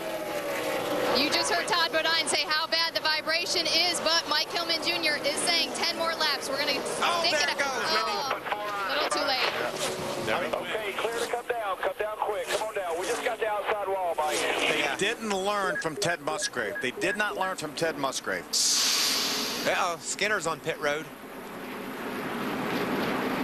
He may just pass through right now to try to stay on the same lap. Yeah, the leader's off turn 4, and Skinner beat the leader to the start-finish line there. Yeah, I think if he stays on pit road and does not stop, I think he'll be okay. Yes, and I believe he will beat the leader to the cone at the end of pit road. Yes, he will. Yes, the fact that he beat him to the start-finish line, which runs all the way to the inside pit wall, meant I think he would be able to stay on that lead lap, and he did right back on the racetrack. What a driver has to realize, Phil, he had run the leader down. He had caught the leader, and then all of a sudden he lost 2 seconds to the leader in 2 laps. He knows something's going wrong. Watch this tire blow out as he gets into the corner. He reported the vibration a couple laps ago, and we heard Wendy say this. Crew chief Mike Hillman Jr. said stay out 10 more laps. It wasn't going to happen. He wasn't going to make it 10 more laps. He didn't make it 10 more feet. And Todd knew it, too. He said, I can't do that. And then moments later, the right front tire goes away. Fortunately for him, he was right up against the wall when the tire went down. Now, I think that's why he was running that outside line, because he felt that vibration. And he knows he's riding around there, as you mentioned, playing Russian roulette. The tire's going to go down. Uh-oh, we got a problem. We got a fire on the right front. Could be some brake fluid. Could be some rubber. Could be some rubber That's there true. that caught on fire. And they'll probably go out as he gets up to speed here and turns that wheel around a little bit. He needs to be cautious of speeding on pit road, doesn't he? No, he's got to start last anyway, so he's yeah, he probably needs to come back in to they'll work on it. To work on it some more, make sure the toe's straight. He didn't make that much contact, it didn't look like. No, it wasn't as hard as Ted Musgrave. We saw Ted clobber the wall. He's already back up to the 11th spot, Phil. I can't believe that. Just behind Dennis Setzer. Now, how big is this pit stop with just 40 laps remaining in this race? Wendy. Jack Sprague comes to a stop. His truck has been super loose, but crew chief Tony Furr will not take another rubber out of that truck. Only an air pressure adjustment. You also see Johnny Benson is in 4 tires and a slight air pressure adjustment on his truck as well. Ray? Well, Wendy, for the number 99 of Ricky Craven, he said this was white knuckle kind of loose. And then he asked his crew chief, what should we do? John Quinn says, I'm going to put a rubber in the left rear and tighten it up. And Ricky said, absolutely not. Do not do that. We have no chance to win if you do that. They had a hang up on the left rear, and Craven's going to lose spots on pit road. He got that truck too close to the pit wall, Rick. They couldn't jack the truck up, and it cost him some spots. And so losing positions on pit road is not what Ricky Craven wanted on his final pit stop. We'll be back for the conclusion of the EasyCare Vehicle Service Contracts 200. Tomorrow night on Speed Channel, NASCAR's most popular and NASCAR's bad boy take over Wind Tunnel with Dave Despain. Nextel Cup champion Kurt Busch jumps into the hot seat as co-host, and Dale Earnhardt Jr. will be standing by to check. This is one show you don't want to miss. Wind Tunnel with Dave Despain live tomorrow at 9 p.m. Eastern, exclusively on Speed Channel. Wendy, we've talked a little bit about the tires. What's going on? Well, good news for Jack Sprague. He has no cord showing on his tires. He has a good setup, and his tires look like it when they took it off the truck, but unfortunately for the 47 of Bobby Labonte, he has issues with cord showing on both right side tires. They may be running a more aggressive setup. We'll check on that, but the only one right now that I see that has problems is the 47 of Bobby Labonte.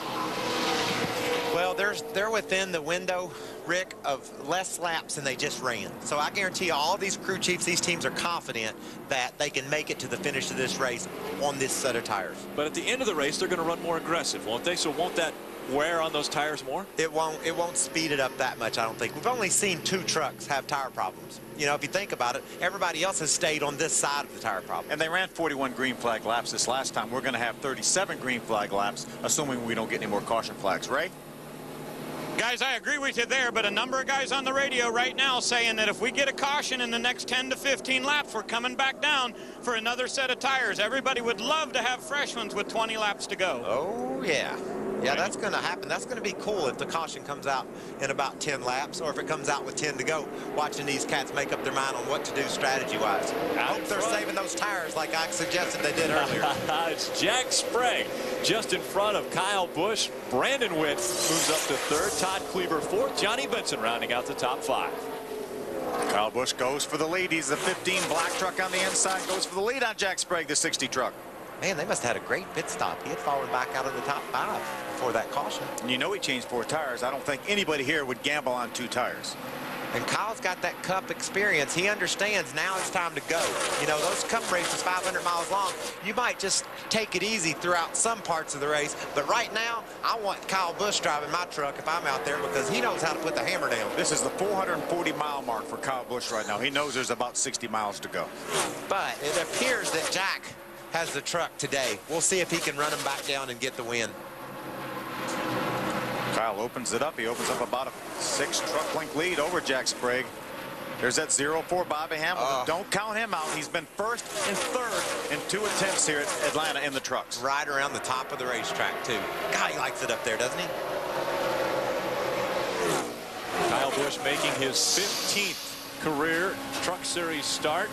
He already has 2 wins in this series. Both of them came this season, and we see 3 wide racing in Atlanta. Bobby Hamilton was so wide that the other guys below him didn't even know he was there. Craven had a near miss down in turn 1 and 2 just then, fellas. And Craven is backing up right now. Yes, he is. It looks like maybe he's got a flat tire. Yeah, I think he's got a flat tire. We just heard him come on the radio and say, I've got a tire going down, guys. So he's going to want to get out of this mess of traffic right now and make his way down pit road. Well, if he makes it through this corner at that speed, I would come back on the radio and say, I don't guess I do. I don't guess I do have a tire going down. There's no way he could have done that with a flat tire. So he probably thinks now he's okay. A lot of times we talk about debris on tires right after a restart, but typically when you change tires, you don't get that debris. If you stay on the racetrack on old hot tires is when you get the debris. So I don't think it's a debris situation. White knuckle loose, he reports. That's what it feels like if you have a flat tire. That's why he was confused. Well, and Todd Bodine's not helping out at all when he gets right up behind him. Takes the air off the spoiler. Yeah, that's like a shark after fresh meat. When you think a guy's loose, you say, I'm going to get really close to him and see what happens. Sometimes you forget that you might be the recipient of a crash if you do that. Previous winners at this racetrack, one of those Bobby Hamilton, the other one Ron Hornaday. Bobby Hamilton currently in 4th position. We could have a repeat winner here today. Side by side for the lead. That's Jack Sprague and the number 60 on the bottom of the track. Kyle Busch and the number 15 on the top of the track. They continue side by side down the backstretch. Don't forget that 23 truck right behind these two, Johnny Benson. What about the agenda for these 3? You got Kyle Busch who shows up every now and he just wants to win. Jack's got him a new ride. Johnny hadn't got him a win this year. All 3 of these guys are just chomping at that steering wheel trying to get to the front. 29 of Brad Keselowski having to come down pit road because of a black flag. The pins in the hood came loose, and so he was causing a problem, or potentially could cause a problem if that would have come up. Yeah, all these trucks have 4 hood pins, hood fasteners. 2 of them came out on the 29. He could have probably got by with 1 out, but he had 2 out, and that was a dangerous situation. NASCAR brought him in. Jack Sprague out in front of Kyle Busch. Johnny Benson coming into play as we have just 26 laps of racing to go. Ray, what's going on with Johnny? Well, guys, Wendy had mentioned earlier that Johnny had 4 second-place finishes. As we were coming into the garage today, I saw his truck owner, Bill Davis, and I said, Bill, what is the big picture for next year? Well, you have 3 trucks, 4 trucks. What is the deal? He said, our plan is to have 3, but as of right now, we do not have a sponsor settled in for this number 23 truck. I really hope that works out because I'd love to have Johnny back. He also would love to try to get something put together for Steve Park. So I asked Bill Davis, I said, is there a chance that any of these 3 truck drivers will be moving up to your Cup deal?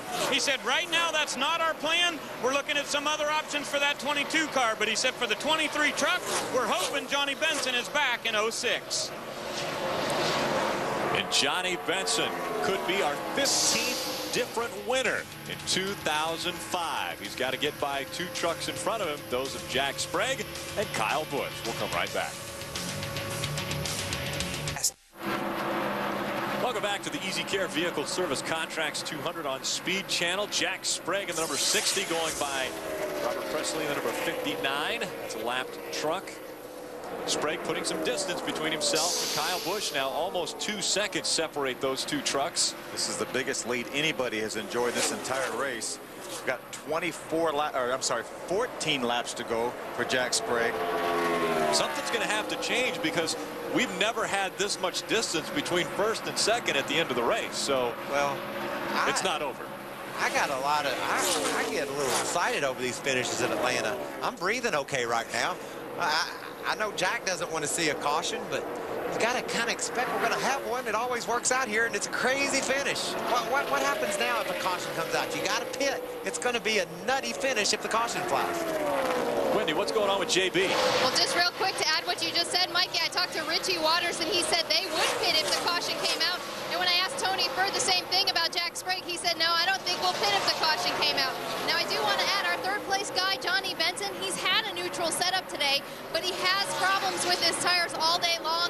They put scuffs on this last set of tires, but he just reported that the tires have gone bad. We'll watch the 23. Uh-oh. When we report that, that's a bad report. It's followed by a blowout.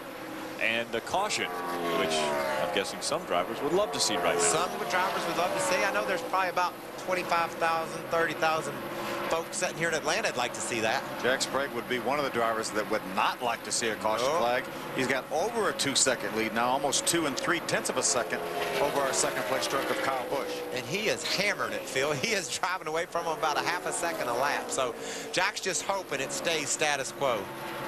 No changes between here and the checker, and he's going to be fine. He beat Kyle Busch that time by over a half a second. That's what an outstanding pace Jack Sprague is running right now.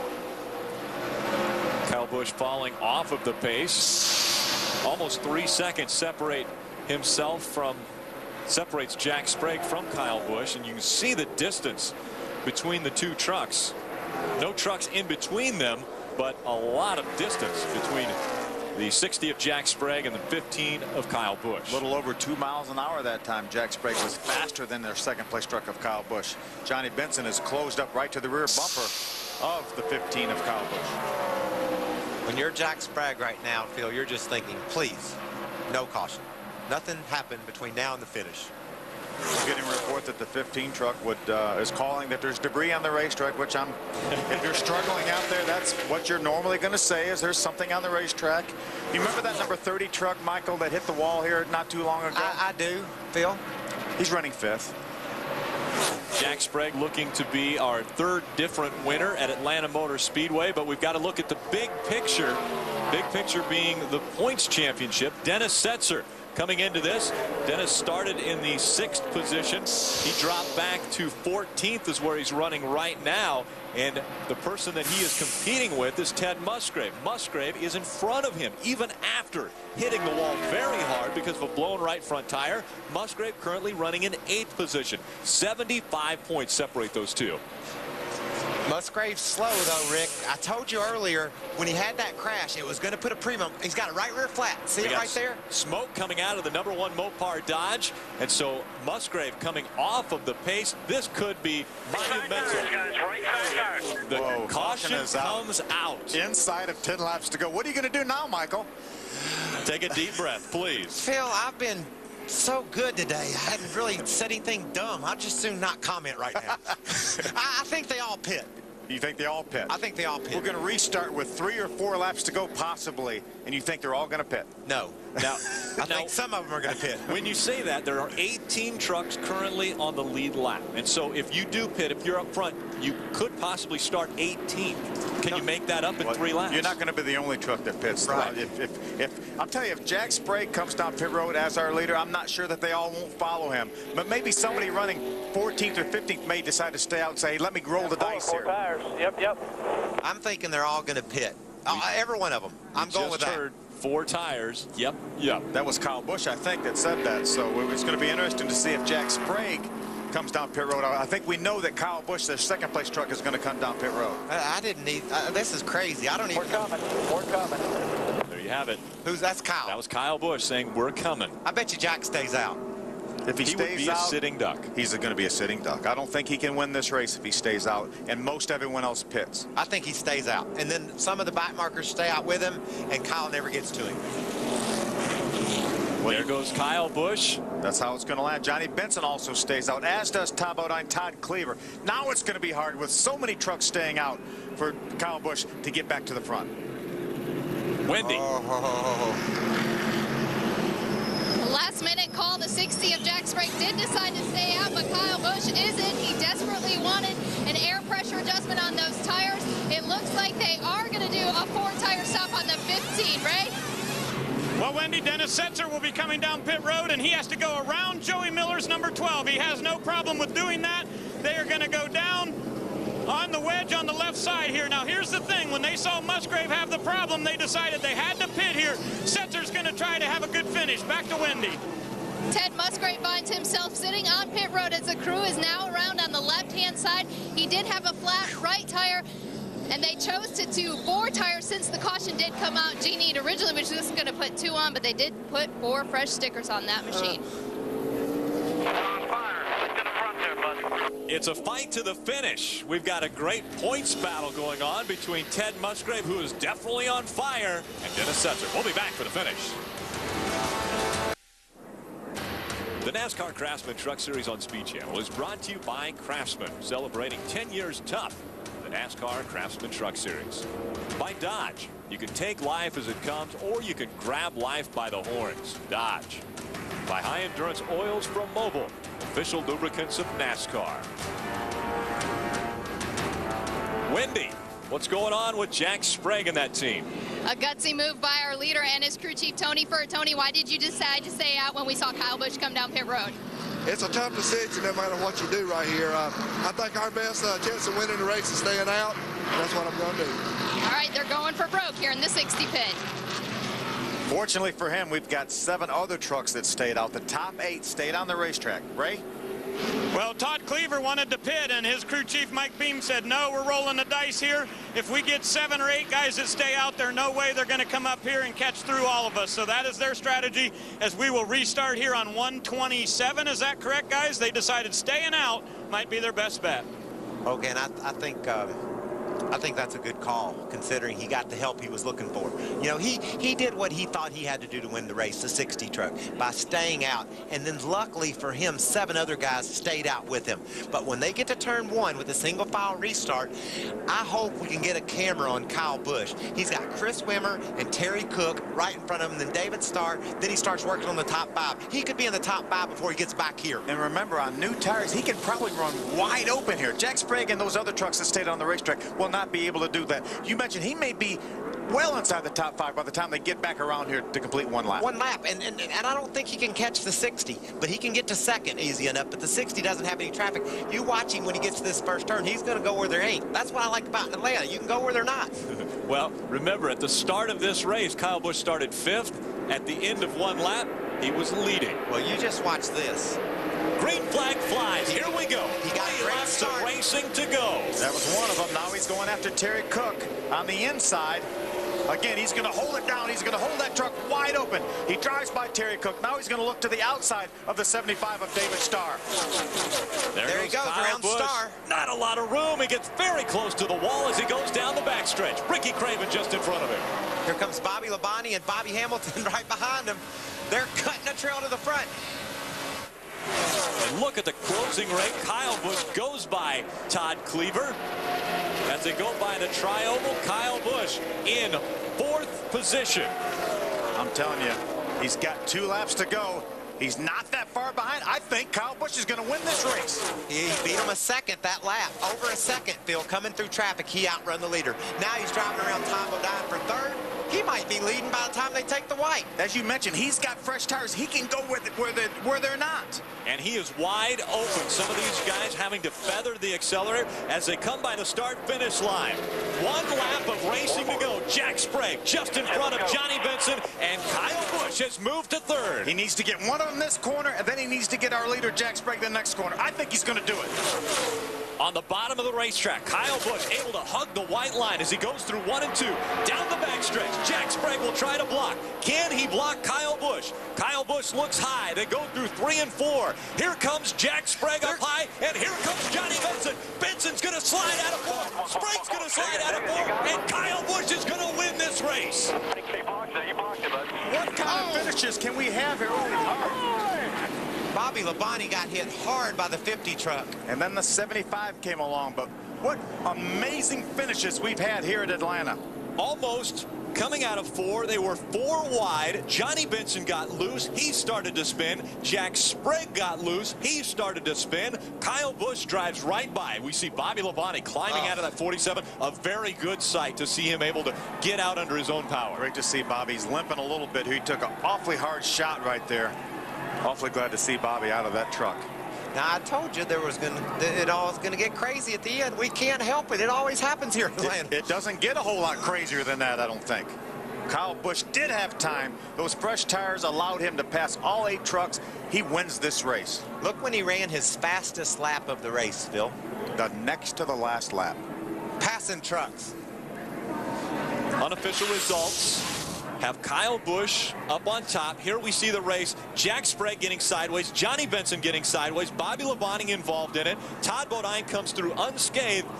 Kyle Busch, Todd Bodine come across from first and second. Kyle hit the wall. He hit the wall trying to get by Jack Sprague. Jack moved up the racetrack.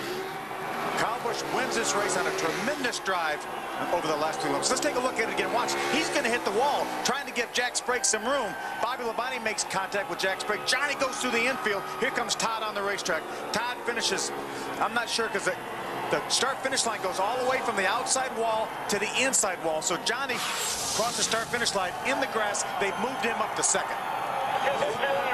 And the last time we saw someone slide across the start-finish line in second, it was Mike Skinner, and he finished second to Bobby Hamilton. And there you see Kyle Busch celebrating win number 3 in the NASCAR Craftsman Truck Series. 15 starts for that young man, and he's asking for the checkered flag. Well, he deserves that checkered flag. What a great gutsy call by Richie Waters, though, and that entire crew. And having a good pit stop, too. Another great call by Richie Waters. He had trucks coming with him to the front field, but the track position that he got off pit road enabled him to get there first. Well, folks, Kyle Busch was told, you need to get to victory lane. Well, Kyle Busch wanted that checkered flag a little bit more, and so he decided to stop underneath the flag stand. Well, Wayne Aughton, the series director, said, I'd like to see you after this race. Kyle Busch coming home. Winner in Atlanta. Oh, that's insult to injury there. Speed Channel's coverage of the NASCAR Craftsman Truck Series post-race show is presented by Craftsman. Wendy. Get ready. Can we push him back just a tad? Kyle Busch climbs out of the 15 truck driven for Billy Blue Motorsports. He walks over the bed to congratulate. Oh, and he jumps on his crew. First it was Lowe's Motor Speedway. Second it was Dover. And now his 3rd victory of the season in the Truck Series comes right here at Atlanta Motor Speedway. Kyle, did you ever think that those last 6 laps were going to end? Did you know you had enough power to make it back up front? I didn't think I was going to have enough to get back up front, no. But, you know, Jack Sprague raced me really clean there in the beginning part of that run. And I want to thank him for that, but I'm damn sure not going to thank him for the end of that finish there. That was more or less a Rowdy Burns from Days of Thunder or something like that, running me up in the fence. But he was trying to go for the win, but he knew he wasn't going to get it, and I don't know why he tore up our perfectly good truck. We're taking to Texas next week, so we're going to fix it, and we're going to get him that back right there. Talk about more about that finish. What else went on? Was it just you and Sprague getting together? It was pretty wild with everyone out there. It was, but it was a good, clean race overall. I mean, I thought those long green runs were pretty awesome. Everybody did a great job out there. Mike Skinner and I, we had a battle there in the beginning. That was fun. I mean, that was a blast driving with Mike Skinner there in the beginning. And, you know, I just want to thank Chevy Silverado, Earl Smalls, Harley Davidson, and Crud Cutters, Land Liquidators from eBay, everybody that's been involved this whole weekend to make it possible for us in Billy Blue Motorsports. You only had 3 green flag laps on those tires. Did you think Richie made a bad call at first? Actually, Richie was right there with me on the call, and I says, you know what, we're going to come down and get tires. I don't care where we finish. And I knew we were going to have a good shot to win the thing. I pulled low, pretending I was going to go to the bottom side of Jack there, getting into 3, and he went low, tried to keep it down there, got real loose, started skating up the racetrack, and then he just drove into us up the racetrack. But by then it was too late for me to cut down back underneath him and make the pass, you know, stick that way. So I just had to keep my foot in it and go to the outside. I never lifted coming up out of there. I mean, we hit the fence full bore, and I just stayed in it, hoping that nobody was going to pass me on my inside. Congratulations to you. His 3rd win and only his 8th start this season, Ray. Well, Wendy, Todd Bodine has a pair of wins this year on mile-and-a-half tracks, a 2nd place today, but we saw you slam into the wall. How in the world did you bring this thing home 2nd? Lucky, I guess. I don't know. I got a great crew. This Toyota Tundra team is awesome. Jermaine guys that just work hard, and this is a truck we won at Vegas with, and it was fast again. We missed the setup a little bit and just had the camber wrong on the right front, and that's how we cut that tire down. But the Goodyear tires were great. It's just something we did. You know, gotta say hey to all the Hillmans at home, Sandy and Mel, and thank the guys here. Cytomax, my Jim, Bosch, Valvoline. Gotta say hi to Ashlyn Punkin, I love you. And one of the NASCAR officials, Dan, a great guy. Got to say hi to his daughter, Samantha. Happy birthday. Your dad's proud of you. We're proud of this whole team, proud of Toyota Tundra. It was another good day. We survived. You know, I knew when I saw Kyle and Bobby come up through there with them new tires, I said, man, this is going to get interesting. I just pulled over. I let them go. I said, man, there's no way I can race them, hold them back. So let them go and see what happens. And lo and behold, Jack and Johnny both got loose in front of them. You know, Kyle made it around the outside, and I went to the middle, opened up, and there was a hole, and the smoke cleared, and I was second. Got lucky. It was a wild finish, no doubt about it. Todd Bodine brings his Toyota home second. The only thing he didn't do is thank the Aaron's Dream Machine. Well, I'm glad you got that in, Michael. Thought he could have worked that out. Let's take a look at the finish of this race. Again, Jack Sprague in the number 60 on the inside. Kyle Busch in the number 50 going on the high side. This is through 3 and 4. This is a situation where Jack Sprague's watching the mirror. He wants to go where Kyle wants to go. He wants to block him. Unfortunately, lost control of his truck, slid up into Kyle, pushed Kyle in the wall, but Kyle, as he said, never let off the throttle, drove it to the start-finish line to get the victory. We saw the 50 of Todd Cleaver getting into the 47 of Bobby Labonte. Bobby Labonte limping when he got out of his truck. Well, that 50 of Todd Cleaver, it went right up into the wall. The tire was jammed almost back into the cockpit of that truck. Man, it's a last lap, the last turn. Jack Sprague didn't spin anybody out on purpose. He was just trying to hold a guy off. The guy squeezed in a hole that he didn't think that he could get in, and I think Kyle should be happy he won the race, but he shouldn't be mad at Jack. Jack's just doing all he can to get to the finish. Kyle would have done the same thing if he was on old tires and Jack came along on fresh tires. Kyle's going to try to keep him behind him. That's what Jack was doing. He's just wandering up the hill a little bit. A lot. Then they made a little contact. That's really what looks like it got Jack sideways. Then he makes contact with Bobby Labonte. Bobby makes some pretty hard contact with the outside wall.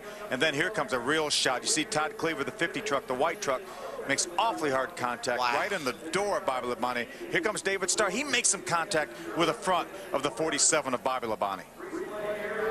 A lot of trucks involved in this accident. That's why the finish is still unofficial. I'm seeing Bobby Hamilton coming through here in 7th or 8th.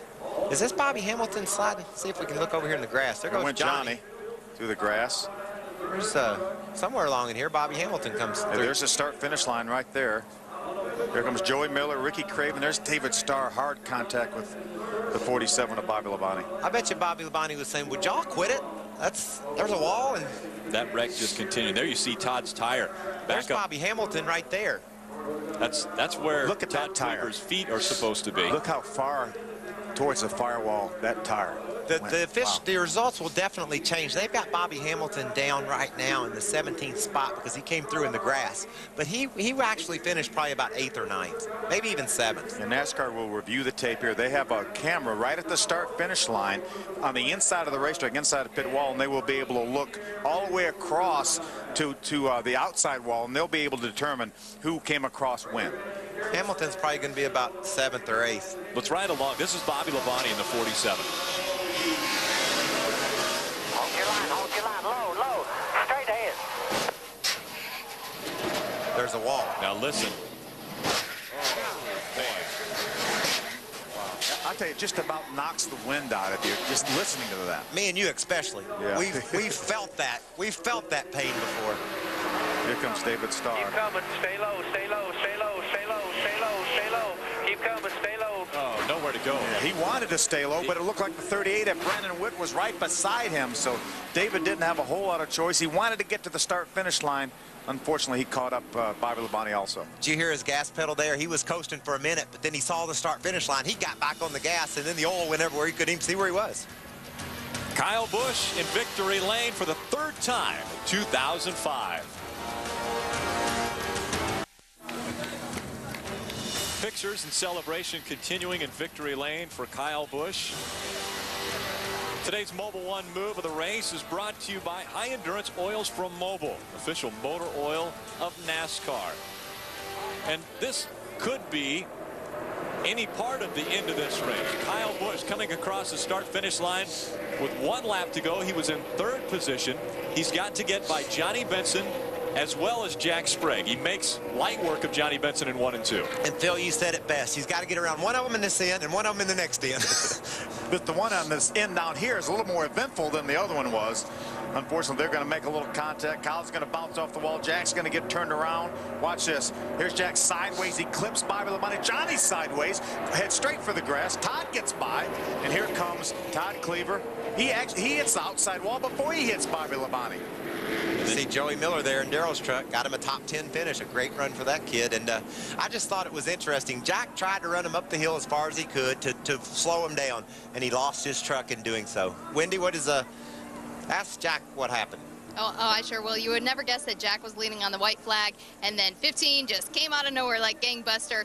What did you think of that finish? That was pretty cool.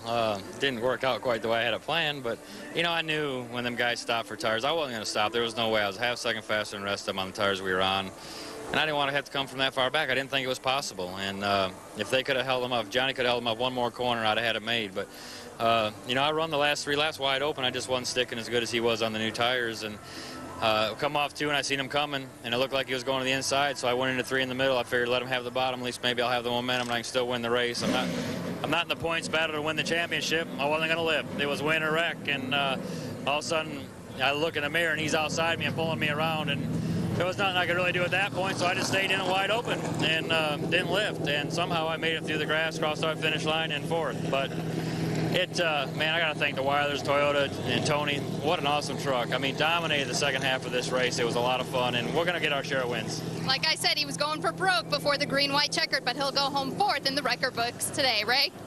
Well, Wendy, Johnny Benson had a good truck all day. He ran in the top 5, came home with a 3rd-place finish, but, man, what a wild end to that when you came through the grass. Tell me about your viewpoint. No, it was big. I mean, I saw Jack start to slide up the track, and I just saw, man, I'm just going to flat foot the corner and just see if I can make it through there. And I just, you know, Bobby right on the right rear quarter panel there just started to get me loose, and I just wasn't going to lift till I got here. Fortunately, I ran out of racetrack, so it was great. You know, everybody at Toyota used vehicles did a great job, and certified used vehicles, and just really great weekend. We had, you know, some new people on board from Atlanta here, All-Star Financial Group, and that was great. I was just trying to show my logo coming off 4, that's all. You did a good job. We'll see you at Texas. Johnny Benson's 3rd. Now back to Wendy. We don't know where Ted Musgrave finished officially. We don't know where the points stand, but we're going to talk to you anyways because we know you're still a contender. What a rough day with 2 flat tires. Oh, man, I tell you, every time we sit here and talk, we're watching the board, Wendy. It goes from the top. I go anywhere from 10th to 19th on the board, so when NASCAR finally figures out where they want people, they'll post it. But, yeah, we had a flat tire in the right front and destroyed the front end. It bent the front clip. Toe end was out, arrow got screwed up, but you know, the truck actually took off and ran pretty decent, you know, in the middle run there, and then sure enough, like I say, we blew our right rear tire off, and then when that happened, it tore all the brake lines. I had absolutely no brakes, so I'm sitting out there going, let's see, I broke the right front, I don't know what's going to happen there, the toe's off, the steering wheel's off, the right rear blew off, and now I got no brakes. When's this going to end? So finally it did, and what a wild finish. You know, the Mopar truck was good. Like I say, the thing is, you just got to come over and, you know, get over these adversities. And I think that's what the biggest thing here at this team. They know how to do that. They definitely look like a championship contending team today. We'll see how the points shake out. Rick? Again, these are unofficial results for the EasyCare Vehicle Service Contracts 200. Kyle Busch coming home top spot. And then you see 3 Toyotas, Johnny Benson, Todd Bodine, and Jack Sprague. All of that still being shaken out right now by NASCAR. They're taking a look at all the video to make sure just who crossed the start-finish line first. Yeah, I think you'll find that Bobby Hamilton will be a part of this top 10 when it's all finally listed, which will move him. He's already ahead of Musgrave, Phil. It'll put him ahead of Setzer as well. So that'll lessen the blow that Musgrave's going to feel exactly. In the points. Yeah. Exactly. It'll lessen it even more. See, Ron Hornaday, our winner here in March, did not have a great day. He ends up getting a lap down. Finishes in the 22nd position, unofficially. Man, when these tires go off at a place like Atlanta, it really shows when your setup isn't right. You just can't do anything. Take a look at the unofficial point standings through 22 races. Ted Musgrave just in front of Dennis Setzer by just 36. He came into this with a 54-point lead, so Setzer whittling away a little bit at that points lead. Yeah, we've got 3 to go, and we've got a point race. Todd Bodine, the top Toyota on that top 10 list. The Toyota Spotlight lets us take a closer look at where today's Toyotas finished. Johnny Benson unofficially 2nd. Todd Bodine 3rd in this one in an unbelievable, wild finish. And so Atlanta Motor Speedway, after all of its refurbishing, put on one of the best shows, the NASCAR Craftsman Truck Series. We'll be back to close out today's show after this. Speed Channel's coverage of the NASCAR Craftsman Truck Series post-race show is brought to you by Craftsman, celebrating 10 years tough of the NASCAR Craftsman Truck Series. Great crowd on hand today for the Truck Series race. This could be the hottest ticket in all of the NASCAR Craftsman Truck Series after these 3 races. Something like that was going to go down at the end because we've seen it every time. Here's Sprague driving away by half a second a lap with a 5-second lead, but it was not to be. You said at the very beginning of the show, if we see a caution flag inside of 20 laps to go, you think they need tires. And then you said Jack Sprague should stay out. Well, I changed my mind. I've learned through this experience that I need to adapt my strategy as the race develops. I'm going to be a good crew chief one day, I think. You said you were all over the pit strategy today. I had it. I knew they had to save tires. I knew Bobby Hamilton would be a factor. I just love Craftsman Truck Series racing. Especially here at Atlanta. We're going to have a great one next week, too, in Texas. I feel like a group hug. 3. I don't think so. Next week, we're at Texas Motor Speedway, another 1.5-mile track. Dennis Setzer's fared pretty well there. He's won twice. On this racetrack, 8 different drivers led. Kyle Busch and Jack Sprague both led 45 laps. Mike Skinner, who looked like he would be the dominant truck today, did fare as well. Ted Musgrave and Dennis Setzer are locked into one of the greatest battles in the Truck Series, and it's now only 36 points that separate the 2 of them. Accidents came early, and they came hard. But it was Kyle Busch who came home the winner for the 3rd time in 2005. Michael Waltrip, Phil Parsons, I'm Rick Allen saying so long, and thanks for watching.